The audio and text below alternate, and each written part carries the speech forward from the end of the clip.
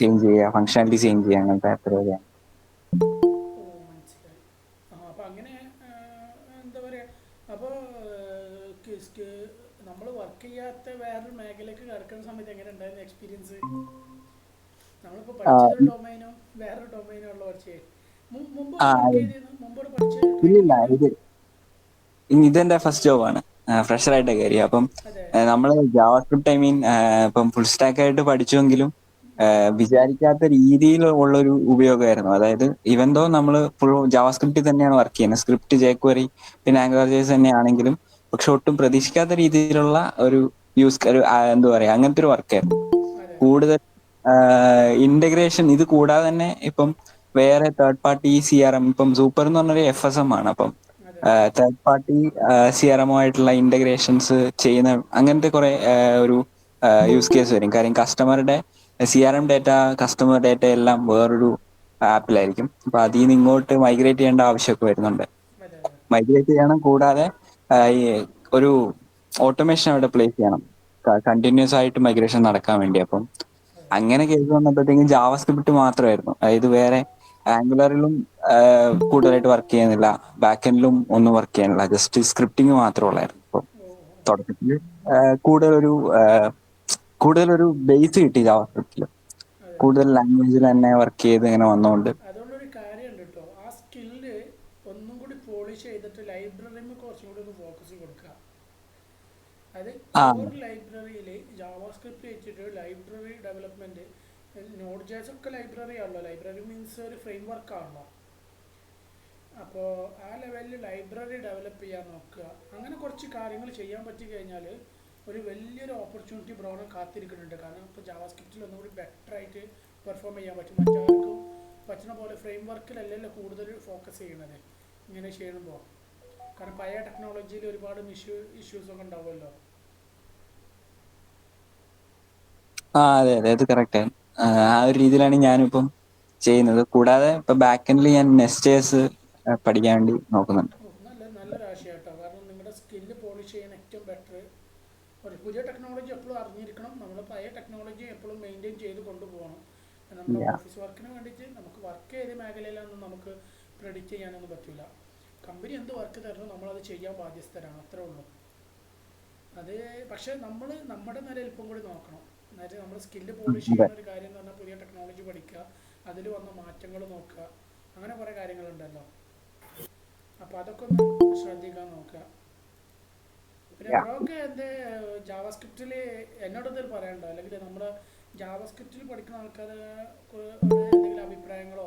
നിങ്ങൾ എത്ര കാര്യം നിങ്ങളിപ്പോൾ കുറച്ച് സ്ട്രെയിൻ അനുഭവിച്ചിട്ടുണ്ടാവും. കാരണം നിങ്ങൾ പഠിച്ചതൊരു പിന്നെ ഡൊമൈന്, വർക്ക് ചെയ്യുന്ന വേറൊരു ഡൊമൈന്, എന്നാൽ വർക്ക് ചെയ്യുന്ന ഡൊമൈനിൽ കുറച്ചും കൂടി കോർ ലെവലിലേക്ക് ഇറങ്ങേണ്ടി വന്നൊരവസ്ഥ.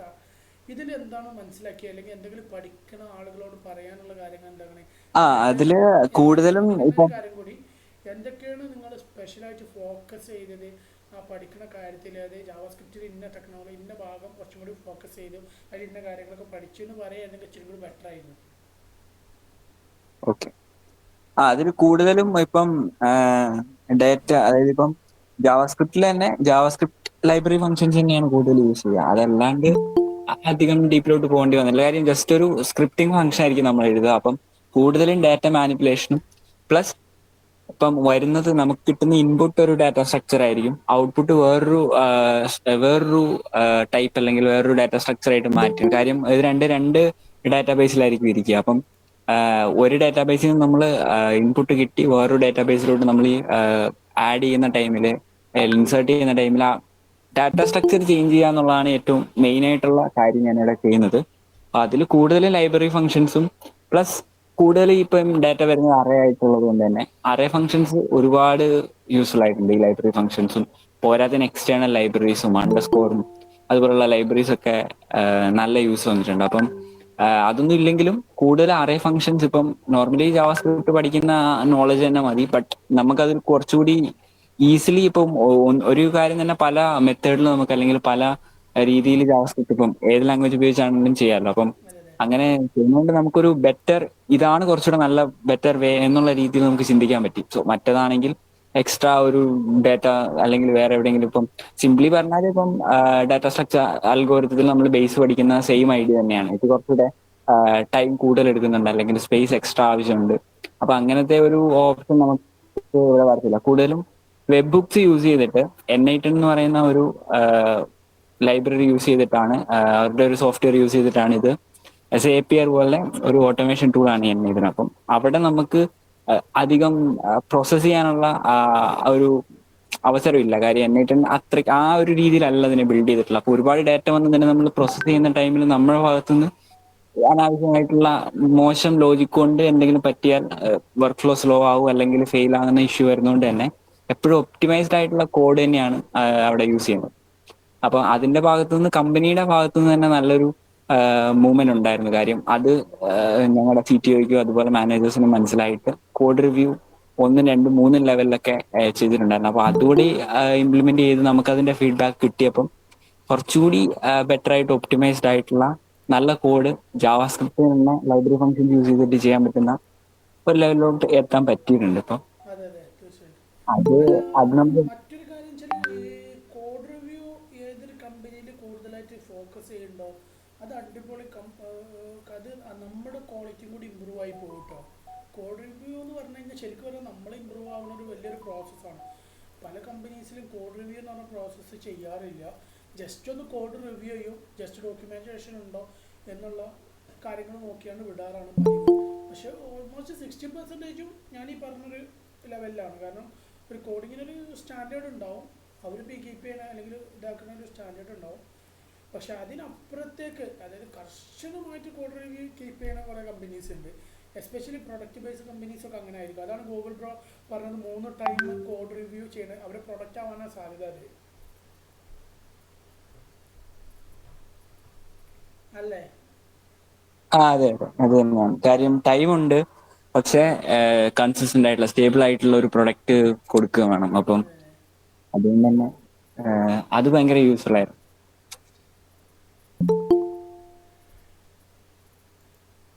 ഇപ്പോൾ എങ്ങനെയാണ് കമ്പനിയുടെ എക്സ്പീരിയൻസ് ഒക്കെ? ഇപ്പോൾ എവിടെയാണ്? ചെന്നൈയിലല്ലേ?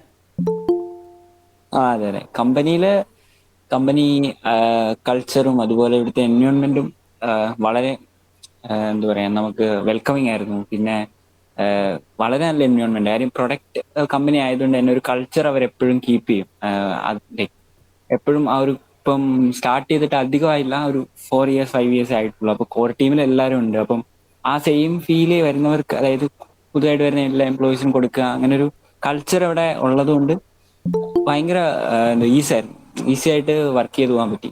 പിന്നെ നമ്മൾ എക്സ്ട്രാ ഈ പഠിച്ചിട്ടുള്ള ഫ്രെയിം വർക്കുകൾ ഉപയോഗിക്കാത്തത് കൊണ്ടുള്ള ഒരു ഒരു പേടിയുണ്ട്. അതായത് നമുക്ക് അതിനോടുള്ള നോളജ് എന്ന് പറഞ്ഞാൽ നമ്മൾ കണ്ടിന്യൂസ് ആയിട്ട് യൂസ് ചെയ്യുന്നു എന്നുള്ളതാണല്ലോ. അപ്പം അതെ അതെ നമുക്ക് വർക്ക് ചെയ്യുന്ന ടൈമിൽ യൂസ് ചെയ്യാത്തതുകൊണ്ട് തന്നെ എക്സ്ട്രാ ടൈം ഇട്ട് അതിന്റെ നോളജ് നമ്മളിപ്പോൾ ഉള്ള ലെവലിൽ കീപ്പ് ചെയ്ത് പോകേണ്ട ഒരു എക്സ്ട്രാ ഒരു എഫേർട്ട് ഇടേണ്ടി വന്നിട്ടുണ്ട്. അതെ അതെ. ആഹ് ഈ ബാക്കിയുള്ള ഫ്രെയിം വർക്കുകളൊക്കെ എടുക്കുകയാണെങ്കിൽ ഇപ്പം ആംഗുലർ ഈവൻ നോഡും നെസ്റ്റും ഒക്കെ ബാക്കി പിന്നെ ടീം ലീഡ് ഇല്ലേ അവിടെ? ഉണ്ട് ഉണ്ട്. അപ്പോൾ പിന്നെ വലിയൊരു ചാലഞ്ച് വരാൻ സാധ്യത, കാരണം ടീം ലീഡ് കുറേയൊക്കെ സപ്പോർട്ടീവ് ആയിരിക്കാൻ സാധ്യതയുണ്ട്. അതെ അതെ. ടീം ലീഡ് ഞങ്ങൾക്ക് ആദ്യം ഉണ്ടായിരുന്ന ആള് കോ ഫൗണ്ടർ തന്നെയായിരുന്നു. അതെ അപ്പം ആൾക്ക് ആ ഒരു നമ്മളോടും ആ ഒരു രീതിയിലുള്ള ഒരു എന്തുവാ ഒരു ഒരു വെൽക്കമിങ് ആയിട്ടുള്ള ഒരു ഇതായിരുന്നു. അതെ അപ്പം ഈസി ആയിട്ട് ടീമിന്റെ കൂടെ വർക്ക് ചെയ്യാനായിട്ട് പറ്റി. അതും പിന്നെ കൂടുതലും ടീം ഉണ്ടെങ്കിൽ തന്നെ ഒരു ടാസ്ക് വരികയാണെങ്കിൽ നമ്മൾ ഇൻഡിവിജ്വൽ ആയിട്ട് തന്നെയാണ് കൂടുതലും വർക്ക് ചെയ്യുക. അതെ അതെ. അല്ല നമുക്കെന്ന് വെച്ചാൽ എപ്പോഴും ഒരു ടീം ലീഡ് എന്ന് പറഞ്ഞാൽ നമുക്കൊക്കെ ഒരു 4+ ഇയർ എക്സ്പീരിയൻസ് ഇല്ല. നമുക്ക് ഒരു 4+ ഇയർ എക്സ്പീരിയൻസ് ആവുന്നത് വരേക്കും, അല്ലെങ്കിൽ ഒരു 3+ ഇയർ എക്സ്പീരിയൻസ് ആവുന്നത് വരേക്കും നമുക്കൊരു സീനിയർ വേണമെന്നുള്ള അഭിപ്രായം എനിക്കുള്ളത്. കാരണം എന്താ വെച്ച് കഴിഞ്ഞാൽ നമുക്ക് എവിടെയെങ്കിലും ഇപ്പോൾ അവർ വന്ന വഴികൾ ഒരുപാട് പിന്നെ ഇഷ്യൂസ് വന്നിട്ടൊക്കെ ആയിരിക്കും, കുറേ ബഗ് അടിക്കും, കുറേ പ്രോബ്ലംസ് വന്നിട്ടൊക്കെ ആയിരിക്കണം അവർ ആ റേഞ്ചിൽ എത്തിയിട്ടുണ്ടാവുക. പക്ഷെ അത് നമുക്ക് ആ ടീം ലീഡ് ഉണ്ടാകുമ്പോൾ ടീം ലീഡ് ഇൻസ്ട്രക്ട് ചെയ്യും, ഇതിൽ ചെയ്യേണ്ട, അതിങ്ങനെ സംഭവിക്കാൻ സാധ്യതയുണ്ട്, ഇങ്ങനെ സംഭവിക്കും, അനുഭവത്തിലാണോ അവർ പറയുന്നത്. നമ്മൾ എന്ത് ചെയ്യും, ആ രീതിയിൽ പോവാതെ അവർ പ്രോപ്പർ വേ പറഞ്ഞു തരുമ്പോൾ നമ്മൾ ആ വഴിയിലൂടെ പോകും. പക്ഷെ നമുക്കൊരു അണ്ടർസ്റ്റാൻഡബിലിറ്റി ഉണ്ടാവും, എങ്ങനെയാണ് ഈ ഇതിലൂടെ പോയാൽ എന്താ സംഭവിക്കുക എന്നുള്ളത് ഒരു മുൻകൂട്ടി കഴിയാനുള്ള ഒരു കാണാനുള്ള ഒരു കഴിവുണ്ടാവും. അപ്പോൾ അതായത് നമ്മൾ ആ ടീം ലീഡിൻ്റെ കീഴിൽ വർക്ക് ചെയ്യുമ്പോൾ അയാളുടെ നോളജിനെക്കാട്ടും ഉയർന്ന നോളജിൽ നമുക്ക് ആ ഒരു സമയം കൊണ്ട് അച്ചീവ് ചെയ്യാൻ പറ്റും. അതാണ് ഞാൻ ടീം ലീഡിൻ്റെ ഒരു സപ്പോർട്ട് പറയണേ. അത് വളരെ ഹെൽപ്ഫുൾ ആയിരുന്നു. പിന്നെ ഈ ഞങ്ങളുടെ ടീം ലീഡ് ആയിട്ടുണ്ടായിരുന്ന ആള് പ്രൊഡക്റ്റ് ബിൽഡ് ചെയ്ത എക്സ്പീരിയൻസ് ഉണ്ടായിരുന്നു. അപ്പം അതെ അതെ അത് ഭയങ്കരമായിട്ട് ഹെൽപ്പ് ചെയ്തു. പ്രൊഡക്റ്റിന്റെ കുറെ ഫീച്ചേഴ്സ് എന്തിനാണ് എന്തുകൊണ്ടാണെന്നുള്ള കസ്റ്റമർ ആ ഒരു ബിസിനസ് ലോജിക്ക് നമുക്ക് പെട്ടെന്ന് കിട്ടി. അത് തന്നെ നമുക്ക് ആ ഒരു രീതിയിൽ ചിന്തിക്കാനുള്ള ഒരു അത്ര ആയില്ല എങ്കിൽ കൂടി ഭയങ്കര ഇൻസ്പയറിംഗ് ആണ് ലൈക്ക് ആ ഒരു എന്തുവാ എക്സ്പീരിയൻസ് ലെവൽ എന്ന് പറയുന്നത്. അത് അതെ. ഭയങ്കര ഹെൽപ്ഫുൾ ആയിരുന്നു. ഇപ്പോൾ നാട്ടിലാണോ അതോ ചെന്നൈ തന്നെയാണോ? അല്ല, ചെന്നൈയില്. ഞാൻ ഇന്ന് വന്നേ ചെന്നൈയിൽ. അതെ അതെ. ഇങ്ങനെ ചെന്നൈയിൽ ഫുഡിൻ്റെ കാര്യമാണെങ്കിൽ കുറച്ച് ഷോക്ക് അല്ലേ? ആ, ഞങ്ങളുടെ കമ്പനിയിലെ 2 നേരം ലൈക്ക് ഉച്ചയ്ക്കും വൈകിട്ടും ഫുഡ് പ്രൊവൈഡ് ചെയ്യുന്നുണ്ട് നല്ല. ഓ, അതുകൊണ്ട് ആ ഒരു ഇഷ്യൂ അപ്പം പിന്നെ ഹാപ്പിയാണ്, നോക്കണ്ട. കാരണം വലിയ. ഇവിടെ ഫുഡും കുറച്ച് ഷോക്കാണ് എല്ലാവരും പറഞ്ഞേക്കാം, കൂടെ വർക്ക് അതെ, ചെയ്തിട്ടുള്ളൂ പറഞ്ഞിട്ടുണ്ടായിരുന്നു. നാടെവിടെ, ഇവിടെ ഇവിടെ? അവിടെ ആലപ്പുഴ, ആലപ്പുഴ. അമ്പലപ്പുഴ. ആ ശരി. ഓക്കെ, വേറെ എന്തെങ്കിലും ഇൻസ്ട്രക്ഷനോ എന്തെങ്കിലും സജഷൻ എന്തെങ്കിലും ഉണ്ടെങ്കിൽ ബെറ്റർ ആയിരുന്നു. ഇപ്പൊ ഒരു ഡൗട്ട് ഉണ്ട്. ഞാൻ നെസ്റ്റേഴ്സ് ഇപ്പം കാര്യമായിട്ട് നോക്കാന്ന് വിചാരിച്ചു. അപ്പം അതെ അതെ. അവരുടെ തന്നെ കുറച്ച് കോഴ്സ് പഠിക്കാന്നുള്ള. അപ്പം നെസ്റ്റേഴ്സിൽ എന്താണ്, അതായത് അതിന്റെ ഒരു സ്കോപ്പ് എങ്ങനെയാണെന്നുള്ളത്, പിന്നെ ആംഗുലറിന്റെ കമ്മ്യൂണിറ്റി ആയതുകൊണ്ടാണ് ചോദിച്ചത്. അതിനെപ്പറ്റി ഒരു അഭിപ്രായം, അതായത് ഇപ്പം കൂടുതലും ഇപ്പം പുതിയ ലാംഗ്വേജസ് വരുമ്പോൾ ഗോ വരുന്നുണ്ട്, ഗോ ഒക്കെ യൂസ് ചെയ്യുന്നുണ്ട്, പിന്നെ റസ്റ്റിലോട്ട് മൂവ് ചെയ്യുന്നുണ്ട്. അപ്പം അതെ നോട്ട് ജേസിന്റെ ഫ്രെയിംവർക്കിൽ നോട്ട് ജേസിൽ എക്സ്പ്രസ് തന്നെയാണ് മെയിൻലി പ്രിഫർ ചെയ്യുക. അതിലൊരു സബായിട്ട് നെസ്റ്റേഴ്സ് വരുമ്പോൾ അതിനെപ്പറ്റി എന്താണ് ഒരു ഒരു കാഴ്ചപ്പാട് എന്നുള്ളതെന്നുള്ളത്. അത് ബ്രോ ചോദിച്ച നല്ലൊരു ക്വസ്റ്റ്യൻ ആയിരുന്നു. കാരണം ബ്രോ ഓൾറെഡി മീൻ സ്റ്റാക്ക് ഡെവലപ്പറാണ്. അപ്പോൾ ജാവാസ്ക്രിപ്റ്റിനെ കുറിച്ച് നന്നായിട്ട് ബേസും ഉണ്ട്. കാരണം ഇപ്പോൾ കൂടുതൽ ജാവാസ്ക്രിപ്റ്റിലാണ് ഫോക്കസ് ചെയ്യുന്നത്. അതും കോർ ജാവാസ്ക്രിപ്റ്റിൽ ആർക്കും കിട്ടാത്തൊരു ഭാഗ്യമാണ്. കാരണം കോർ ലെവലിൽ വർക്ക് ചെയ്യാൻ പറ്റുക എന്ന് പറഞ്ഞു കഴിഞ്ഞാൽ അതൊരു ബെറ്റർ ഓപ്പർച്യൂണിറ്റിയാണ്. കാരണം പല ആളുകളും പറയും ഫ്രെയിം വർക്കിൽ വർക്ക് ചെയ്ത് കഴിഞ്ഞാലാണ് ഇച്ചിരി കൂടി ബെറ്റർ ഓപ്പർച്യൂണിറ്റി ഉണ്ടാവുക എന്നുള്ള കാര്യമൊക്കെ. ഞാൻ മനസ്സിലാക്കിയൊരു കാര്യം, ഈ കോർ ലെവലിലേക്ക് ഇറങ്ങും തോറും, ഏതൊരു ലാംഗ്വേജിൻ്റെ കോർ ലെവലിലേക്ക് ഇറങ്ങും തോറും നമ്മുടെ ഓപ്പർച്യൂണിറ്റി അല്ലെങ്കിൽ നമ്മുടെ സ്കില്ല് ശരിക്കും ഇമ്പ്രൂവ് ആവാം. കാരണം നമ്മൾ ഒരു ഫ്രെയിം വർക്കിൽ ഉപയോഗിക്കുമ്പോൾ നമ്മൾ എളുപ്പപ്പണി മടിയന്മാരായി മാറും. പല കാര്യങ്ങൾക്കും എളുപ്പമുള്ള ലൈബ്രറീസ് ആഡ് ചെയ്യലും അങ്ങനെ കുറേ കാര്യങ്ങളുണ്ടല്ലോ. ഒക്കത്തിൽ ലൈബ്രറി ഉണ്ടാകുമ്പോൾ അല്ലെങ്കിൽ ഡിപ്പെൻഡൻസി ഉണ്ടാകുമ്പോൾ അത് ഉപയോഗിക്കലാണ്. മറ്റൊരു കോർ ലെവലിൽ വർക്ക് ചെയ്യുന്ന സമയത്ത് നമ്മൾ ഒറ്റയ്ക്ക് ബിൽഡ് ചെയ്യാണ്. മൊത്തം ഇഷ്യൂ സോൾവ് ചെയ്യാൻ വേണ്ടി നമ്മൾ ആ കോഡ് എഴുതിയിട്ട് ബിൽഡ് ചെയ്യാണ്. അത് ഭയങ്കര ഒരു ഡിഫിക്കൽട്ട് ടാസ്ക് ആയിട്ടാണ് നമുക്ക് ഫീൽ ചെയ്യുക. പക്ഷേ നമുക്ക് വലിയൊരു ഓപ്പർച്യൂണിറ്റിയാണ് ആ ഒരു മേഖലയിൽ. എന്ത് ഇഷ്യൂ, ഇപ്പോൾ ലൈബ്രറിയിൽ വരെ എന്തെങ്കിലും ഇഷ്യൂസ് ഉണ്ട്, അതിൻ്റെ ഒരു ഫ്രെയിം വർക്കിൽ എന്തെങ്കിലും ഇഷ്യൂസ് ഉണ്ടെന്ന് വിചാരിക്കുക.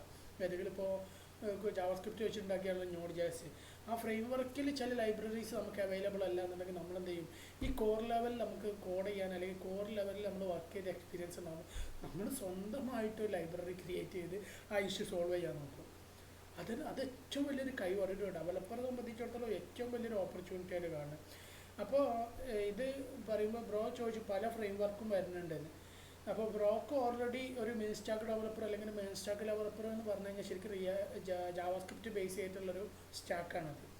അതിൽ ബ്രോക്ക് നല്ലൊരു എക്സ്പീരിയൻസ് ഉണ്ടാകുമ്പോൾ സ്വാഭാവികമായിട്ടും നെക്സ്റ്റ് ജേസ് എടുക്കുന്നതിന് ഏറ്റവും കൂടി ബെറ്റർ. കാരണം അതും ജാവാസ്ക്രിപ്റ്റ് റിലേറ്റഡ് ആണ്. ഏറ്റവും ബെറ്റർ എന്താ വെച്ചാൽ ഏതൊരു ഫ്രെയിം വർക്ക് എടുക്കുകയാണെങ്കിലും ജാവാസ്ക്രിപ്റ്റ് നന്നായിട്ട് അറിയുന്നതുകൊണ്ട് ആ ഒരു ഡിപ്പെൻഡബിൾ ഫ്രെയിം വർക്ക് എടുക്കേണ്ടതായിരിക്കും ഇച്ചിരി കൂടി ബെറ്റർ. അതിൻ്റെ റീസൺ എന്താണെന്ന് വെച്ച് കഴിഞ്ഞാൽ ബ്രോക്ക് നന്നായിട്ട് അതിൽ എക്സ്പീരിയൻസ് ഉണ്ട് ജാവാസ്ക്രിപ്റ്റിൽ.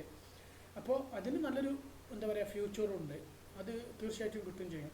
പിന്നെ പെട്ടെന്ന് അഡാപ്റ്റബിലിറ്റി, നമുക്കത് പഠിച്ചെടുക്കാനുള്ള ടൈം ഉണ്ടാവില്ല. പല പുതിയ ടെക്നോളജി പഠിക്കുക എന്ന് പറഞ്ഞു കഴിഞ്ഞാൽ നമുക്ക് ആദ്യം പൈത്തൺ എടുക്കുകയാണെങ്കിൽ പൈത്തൺ ബേസിക്സ്, ഇപ്പോൾ ജാങ്കോ എടുക്കുകയാണെങ്കിൽ ജാങ്കോയിൽ പൈത്തൺ പഠിക്കണം ആദ്യം. പൈത്തൺ പഠിച്ചിട്ടാണ് പിന്നെ ജാങ്കോക്ക് എത്താൻ പറ്റുള്ളൂ. അതേപോലെ തന്നെ മറ്റൊരു ഫ്രെയിം വർക്ക് ഏതെങ്കിലും ഇപ്പോൾ ലറാവൽ എടുക്കുകയാണെങ്കിൽ PHP പഠിക്കണം ബേസിക്സ്. ദെൻ PHP പഠിച്ചിട്ട് പിന്നെ ലറാവൽ എടുക്കാൻ പറ്റുള്ളൂ. അപ്പോൾ ഈ PHP പഠിക്കുക അല്ലെങ്കിൽ പൈത്തൺ പഠിക്കുക എന്നുള്ള സംഭവം ബ്രോക്ക് അവിടെ ഇല്ല. കാരണം ഓൾറെഡി ജാവാസ്ക്രിപ്റ്റ് നന്നായിട്ട് അറിയാം. നേരിട്ട് ഫ്രെയിം വർക്കിലേക്ക് കിടക്കുക, ഫ്രെയിം വർക്കിൻ്റെ കാര്യങ്ങൾ പഠിക്കുക, എന്നിട്ട് ആ ഇതിൽ ഡൊമൈനിൽ വർക്ക് ചെയ്യുക. അപ്പോൾ നല്ലൊരു ചോയ്സ് ആയിട്ട് എനിക്ക് തോന്നുന്നത്. ഒരു കാര്യം കൂടി, നെക്സ്റ്റ് ജാസ് പഠിക്കുമ്പോൾ നല്ലൊരു ഓപ്പർച്യൂണിറ്റി കൂടി കിട്ടുന്നൊരു കാര്യമാണ്. എപ്പോഴും എന്നോടും സ്വയം പറയുന്ന ഒരു കാര്യമാണ്, എപ്പോഴും നമ്മൾ സ്കില്ല് പോളിഷ് ചെയ്യാൻ നോക്കുക. പുതിയൊരു ടെക്നോളജി വരുമ്പോൾ അതായത് നമ്മൾ ആ ടെക്നോളജിയിൽ എന്തെങ്കിലും അപ്ഡേഷൻ വരുമ്പോൾ അതൊന്ന് ട്രൈ ഔട്ട് ചെയ്യുക. ഒരു ഗിറ്റബിൽ റെപ്പോസിറ്ററി ഉണ്ടാക്കിയിട്ട് അതിലേക്ക് പുഷ് ചെയ്തിടുക. നമുക്ക് നാളെ നോക്കുമ്പോൾ ആ കോഡ് കണ്ടാൽ നമ്മൾ ഇന്നതിനാണ് മനസ്സിലാക്കി വെക്കാൻ വേണ്ടിയിട്ടാണ് ഞാനത് ചെയ്തിട്ട് നമ്മൾ ട്രൈ ഔട്ട് ചെയ്ത് വെറുതെ ഡിലീറ്റ് ചെയ്ത് കളയണ്ട. നേരെ പ്രൈവറ്റ് റെപ്പോസിറ്ററി ആക്കിയിട്ട് നമ്മൾ ഗിറ്റബിൽ എന്ത് ചെയ്യുക, ഗിറ്റബിലോ ഗിറ്റ് ലാബിലോ എവിടെയെങ്കിലുമൊക്കെ ആയിട്ട് അത് പോസ്റ്റ് ചെയ്തിടാം. അതിൻ്റെ ക്യാപ്ഷനും കറക്റ്റ് ആക്കി ഇടുക. ഇന്ന സംഭവമായിരുന്നു നമ്മളത് ട്രൈ ഔട്ട് ചെയ്യാൻ വേണ്ടി പഠിക്കാൻ വേണ്ടി ചെയ്തത്. ഞാനങ്ങനെ ചെയ്യാറുള്ളത്. എന്നിട്ട് നാളെ നമുക്കൊരു ആവശ്യം വരുമ്പോൾ ഈ കോഡ് നമുക്ക് കണ്ടാൽ മനസ്സിലാവും ഇത് ഇന്നതാണ്. അല്ലെങ്കിൽ നമ്മൾ ആ കോഡ് നമ്മളൊന്ന് വായിച്ചു നോക്കും, നമ്മളൊന്ന് ജസ്റ്റ് ഒന്ന് വാച്ച് ചെയ്ത് കണ്ട് ഒരു അതിനേക്കാൾ നന്നായിട്ട് പെർഫോമൻസിൽ നമ്മൾ ആപ്ലിക്കേഷനിൽ എവിടെയാണ് അതിൻ്റെ ആവശ്യമുള്ളത് ആ കോഡ് നോക്കിയിട്ട് നമുക്ക് അത് അണ്ടർസ്റ്റാൻഡ് ചെയ്തിട്ട് നേരെ ഇതാക്കും. ഒന്നോ രണ്ടോ തവണ അങ്ങനെ നമ്മൾ ഇതാക്കുമ്പോൾ പിന്നെ ആ കോഡ് മിസ്സായാലും നമുക്കൊരു പ്രശ്നമുള്ള കാര്യമില്ല. അപ്പോൾ അങ്ങനെ ചെയ്ത് വെക്കുന്നത് കുറച്ചും കൂടി നല്ലതായിരിക്കും എന്നുള്ളൊരു കാര്യം കൂടി പറയണം. നല്ലൊരു ചോയ്സാണ് ബ്രോ പറഞ്ഞത്. കുറച്ചും കൂടി നെക്സ്റ്റ് ജേഴ്സ് പഠിക്കണം എന്നുള്ളത് നല്ലൊരു ആശയമായിട്ടാണ്. കാരണം ബ്രോ ഇപ്പോൾ ഇവിടുന്ന് ഈ ഒരു കമ്പനിയിൽ നിന്ന് എന്നിപ്പോൾ ഒരു കമ്പനിയിൽ നിന്ന് നമ്മൾ ഒരിക്കലും നിൽക്കില്ലല്ലോ. അപ്പോൾ ബെറ്റർ ഓപ്പർച്യൂണിറ്റി കിട്ടുമ്പോൾ ചിലപ്പോൾ ഈ കമ്പനിയിൽ വർക്ക് ചെയ്യുന്ന മേഖലയിൽ ഒരു പക്ഷേ ഓപ്പർച്യൂണിറ്റീസ് നാളെ ഉണ്ടായിക്കൊള്ളണമെന്നില്ല. കാരണം ഇതേ ലെവലിൽ കോർ ലെവലിൽ കോഡ് ചെയ്യുന്ന കമ്പനീസ് വളരെ കുറവാണ്. അപ്പോൾ ഫ്രെയിം വർക്കിലാണ് കോഡ് ചെയ്യുന്നത്. അപ്പോൾ നെക്സ്റ്റ് ജേഴ്സ് പഠിക്കുകയാണെങ്കിൽ നാളെ കോർ ലെവലിൽ അറിയുന്ന ഒരാൾ നെക്സ്റ്റ് ജേഴ്സ് നന്നായിട്ടൊരു അറിയുന്ന ഒരാൾ എന്നുള്ള ലെവലിൽ ഏറ്റവും ബെറ്റർ ആയിട്ട് നാളെ ഒരു സ്വിച്ചിങ് നടക്കുകയാണെങ്കിൽ നല്ലൊരു പാക്കേജിൽ നമുക്കവിടെ പ്ലേസ് ചെയ്യാനൊരു ബുദ്ധിമുട്ടുണ്ടാവില്ല. കാരണം പുതിയ ടെക്നോളജി അഡാപ്റ്റ് ചെയ്തെടുത്തുകൊണ്ട് അത് നല്ലൊരു ആശയമാണ്, സപ്പോർട്ടാണ്. Okay bro, thank you. പിന്നെ വേറെ എന്തെങ്കിലും? അല്ല, വേറെ clear. Okay thank you. Okay, thank you so much. പിന്നെ ഇതിലൊരാൾ ചോദിച്ചു ഫ്ലട്ടർ പഠിക്കാൻ ഉദ്ദേശിക്കുന്നു, എന്താണ് ഒപ്പീനിയൻ, സിസ്റ്റം കോൺഫിഗറേഷൻ മാക്ബുക്ക് വേണോ? വാസിൽ ബ്രോ ധൈര്യമായിട്ട് ചോദിച്ചാൽ ക്വസ്റ്റ്യൻ ഒന്ന് ഓപ്പണായി ചോദിച്ചോളൂ.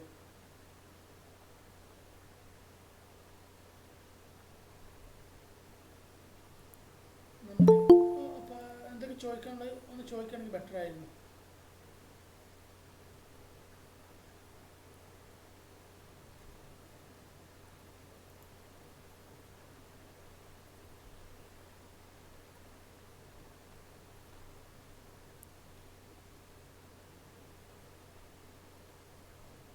സൈലൻ്റ് ആയിരിക്കരുതില്ല, നമുക്ക് ടൈം അതൊന്ന് കൺസിഡർ ചെയ്യണേ. നമ്മളിങ്ങനെ കമ്മ്യൂണിറ്റി മീറ്റപ്പ് സപ്പോർട്ട് ചെയ്യുമ്പോൾ നമ്മുടെ അതെ അതെ ആരെങ്കിലും ചോദിക്കാം. ഇതിൽ എന്ത് ഡൗട്ട് ഉണ്ടെങ്കിലും ചോദിക്കാം, എന്തെങ്കിലും സജഷൻസ് ഉണ്ടെങ്കിലും പറയാം. ഓരോരുത്തർ എക്സ്പീരിയൻസ് ഷെയർ ചെയ്യാം. കോഡിങ്ങിൻ്റെ എല്ലാത്തിനും കൂടി വേണ്ടിയിട്ടുള്ള നമ്മളൊരു കൂട്ടായ്മയാണിത്. അപ്പോൾ എല്ലാവരും കോഡിങ്ങിലേക്ക് വന്ന എക്സ്പീരിയൻസ് ഉണ്ടാവും, അതിലൊരുപാട് പൊട്ടത്തരം സംഭവിച്ചിട്ടുണ്ടാവും, അത് പറയണം. ഒക്കെ ഒരു നല്ലൊരു ഇതായിരിക്കും. അപ്പോൾ ഇത് കണ്ട് മനസ്സിലാക്കുന്ന ആളുകൾക്ക് അതൊരു വലിയൊരു ഇൻഫർമേഷൻ ആയിരിക്കും. ആ ലെവലിൽ പോകേണ്ട എന്നുള്ള ലെവലിലൊക്കെ ഒന്ന് ബെറ്റർ ആയിരുന്നു. ആരെങ്കിലും എന്തെങ്കിലും ഒന്ന് പറയാമായിരുന്നത്.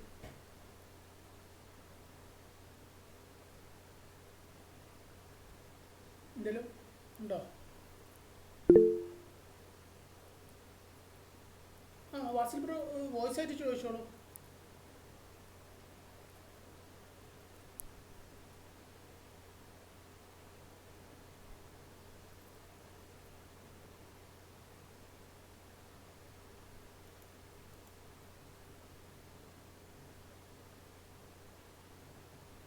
സൈലൻ്റ് ആയി നിൽക്കുമല്ലോ, ഒന്ന് വോയിസ് ആയിട്ട് പറയുകയാണെങ്കിൽ എന്തെങ്കിലും ബെറ്റർ ആയിരുന്നു.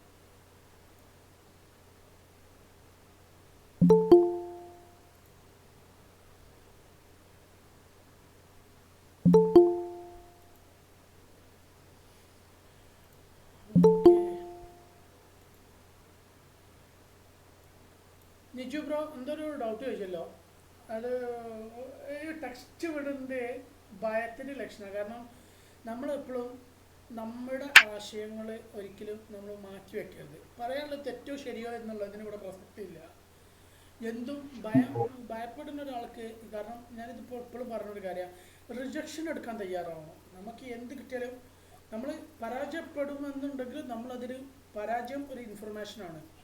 പലരും പോലെ പരാജയം എന്ന് പെടുകയെന്ന് പറഞ്ഞു കഴിഞ്ഞാൽ അത് അവസാനമല്ല, അത് തുടക്കം. ആ ലെവലിൽ തിങ്ക് ചെയ്യാം. അത് എവിടെ നിന്ന് നിങ്ങൾ തിങ്ക് ചെയ്യാൻ തുടങ്ങണം, അവിടെ നിങ്ങൾ സക്സസ് ആവാൻ തുടങ്ങുക. ആ ഒരു ലെവലിൽ നിങ്ങൾ സംസാരിക്കുക.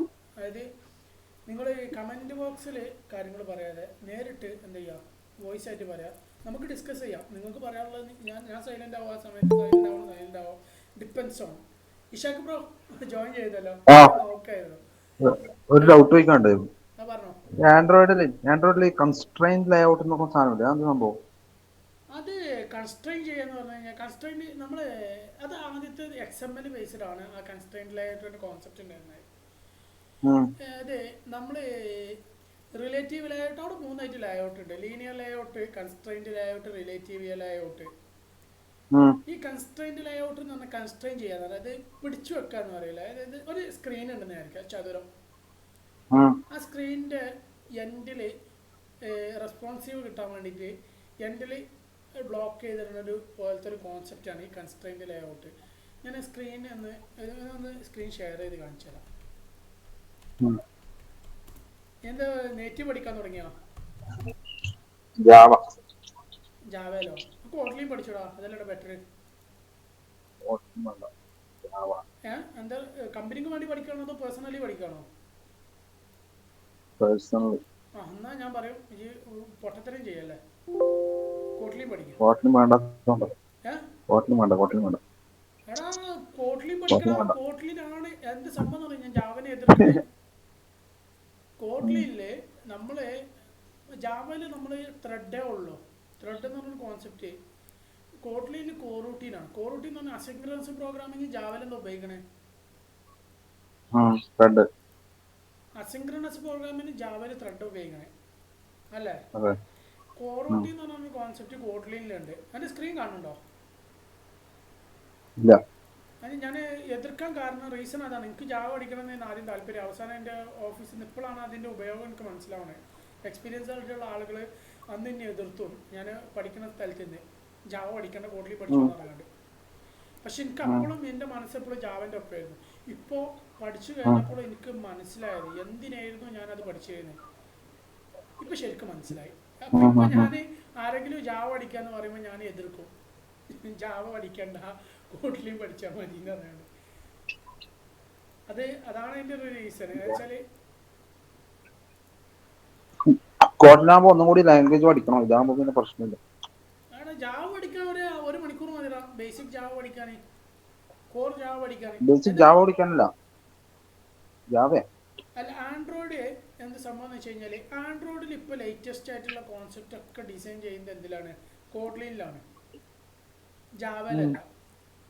അതാണ് ഒന്നാമത് നമ്മൾ മനസ്സിലാക്കുന്നത്. ഒന്നാമത്തെ കാര്യം അതാണ്. എന്തൊക്കെ കാര്യങ്ങൾ ഡിസൈൻ ചെയ്യുന്നോ അത് ആൻഡ്രോയിഡ് മെയിൻറ്റെയിൻ ചെയ്യുന്നത് ഗൂഗിൾ ആണല്ലോ. അപ്പോൾ ഇതൊക്കെ എന്തൊക്കെ ഡിസൈൻ അതിന് ആപ്പ് ഉണ്ടാക്കാൻ വേണ്ടിട്ടല്ല, ഞാൻ ഹാർഡ്വെയർ ലെവൽ നോക്കാം. ഹാർഡ്വെയർ ലെവലിൽ കോട്ട്ലിൻ ചെയ്യാലോ. ഹാർഡ്വെയർ ലെവലിൽ കോട്ട്ലിൻ ആണല്ലോ. കോറിലും ജാവയിലല്ല, ജെവിഎം അല്ല.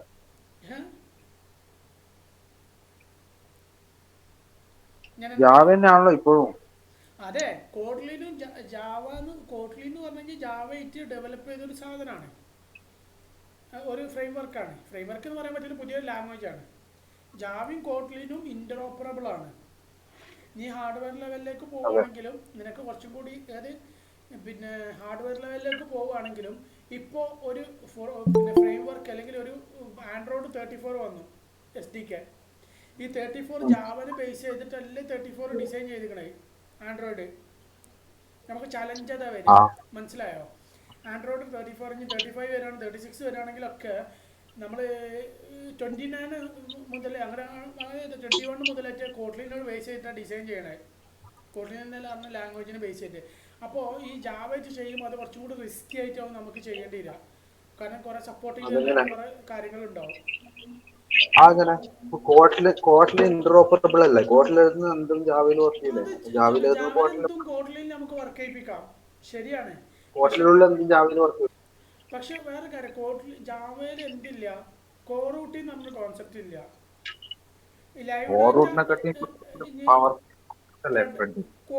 കോട്ട്ലിന് ത്രെഡ് ഉണ്ട്, ത്രെഡും ഉണ്ട്, കോറൂട്ടീനും ഉണ്ട്. പവർഫുൾ അല്ല, അതായത് രണ്ടും സെയിമാ. ത്രെഡും പിന്നെ കോട്ട്ലിനുള്ള ത്രെഡും ജാവയിലുള്ള ത്രെഡും സെയിമാ. പക്ഷെ എന്താണെന്ന് വെച്ചാൽ നമ്മൾ ലൈറ്റ് വെയിറ്റ് ത്രെഡ് എന്ന് പറയും കോറൂട്ടിനെ ഉദ്ദേശിക്കുന്നത്. ലൈറ്റ് വെയിറ്റ് ഒരു ചെറിയൊരു പ്രോസസ്സ് നടക്കണം, പക്ഷെ അത് അസിൻക്രണസ് ആവണം. എന്നാൽ ത്രെഡ് എന്ന് പറഞ്ഞാൽ ഹെവി പ്രോസസ്സാണ്. മൾട്ടി ടാസ്കിങ്ങിൻ്റെ ഒരു ബേസിക് കോർ ലെവലാണ് ഈ ഈ ത്രെഡ് എന്ന് പറഞ്ഞ കോൺസെപ്റ്റ്. ഇതിനെ ലൈറ്റ് വെയിറ്റ് ആക്കാൻ വേണ്ടിയിട്ട് കൊണ്ടുവന്നതാണ് കോറൂട്ടീൻ എന്ന് പറഞ്ഞ കോൺസെപ്റ്റ്. മനസ്സിലായോ? അപ്പോൾ നമുക്ക് ചെറിയൊരു പ്രോസസ്സ്, അസിങ്ക്രണസ് പ്രോസസ്സ് നടത്താൻ വേണ്ടിയിട്ട് വലിയ ത്രെഡിൻ്റെ, ഈ ത്രെഡ് എന്ന് പറഞ്ഞാൽ വലിയൊരു പ്രോസസ്സാണ്. ഈ പ്രോസസ്സിൻ്റെ ഭാഗം എടുക്കേണ്ട ആവശ്യം വരികയാണ് ജാവയിലാണെങ്കിൽ. കോട്ട്ലയിലാണെങ്കിൽ കോറൂട്ടീൻ എന്ന് പറഞ്ഞ കോൺസെപ്റ്റ് കൊണ്ടുവന്നിട്ട് ആ കോറൂട്ടീനിൽ നമ്മൾ എന്ത് ചെയ്യുകയാണ്, വർക്ക് ചെയ്യിപ്പിക്കാൻ ലൈറ്റായിട്ട് നമുക്ക് ചെയ്യിപ്പിക്കാൻ പറ്റും. അതായത് ആപ്പിൻ്റെ പെർഫോമൻസ് നല്ലതായിട്ട് ഇമ്പ്രൂവ് ചെയ്യാൻ പറ്റും.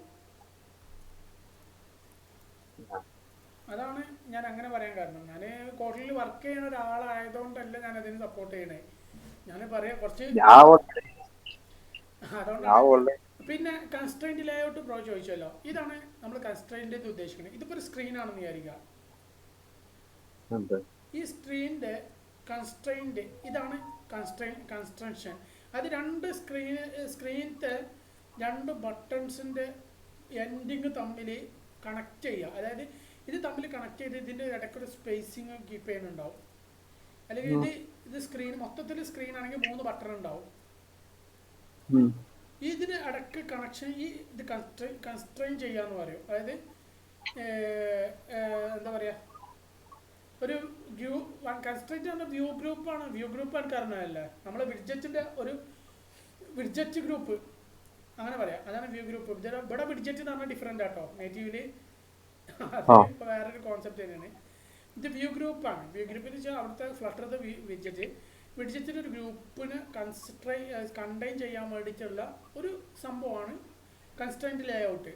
ഇതിൻ്റെ ഉള്ളിൽ കൊടുത്തു കഴിഞ്ഞാൽ എന്താ പ്രത്യേകത എന്ന് വെച്ച് കഴിഞ്ഞാൽ ഇതിൻ്റെ ഓരോ കോമ്പണൻസും തമ്മിൽ എന്തായിരിക്കും കൺസ്ട്രെയിൻ ചെയ്താൽ വെച്ചാൽ ഇപ്പോൾ ഇതിൽ കണക്ട് ചെയ്ത് കഴിഞ്ഞാൽ ഇത് പൊട്ടിപ്പോകില്ല എന്നർത്ഥം.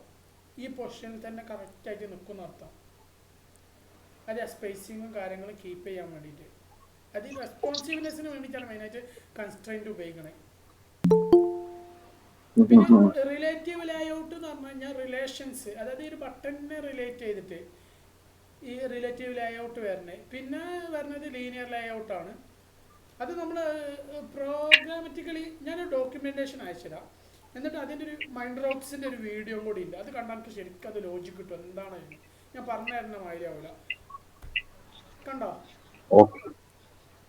കിട്ടിയോ?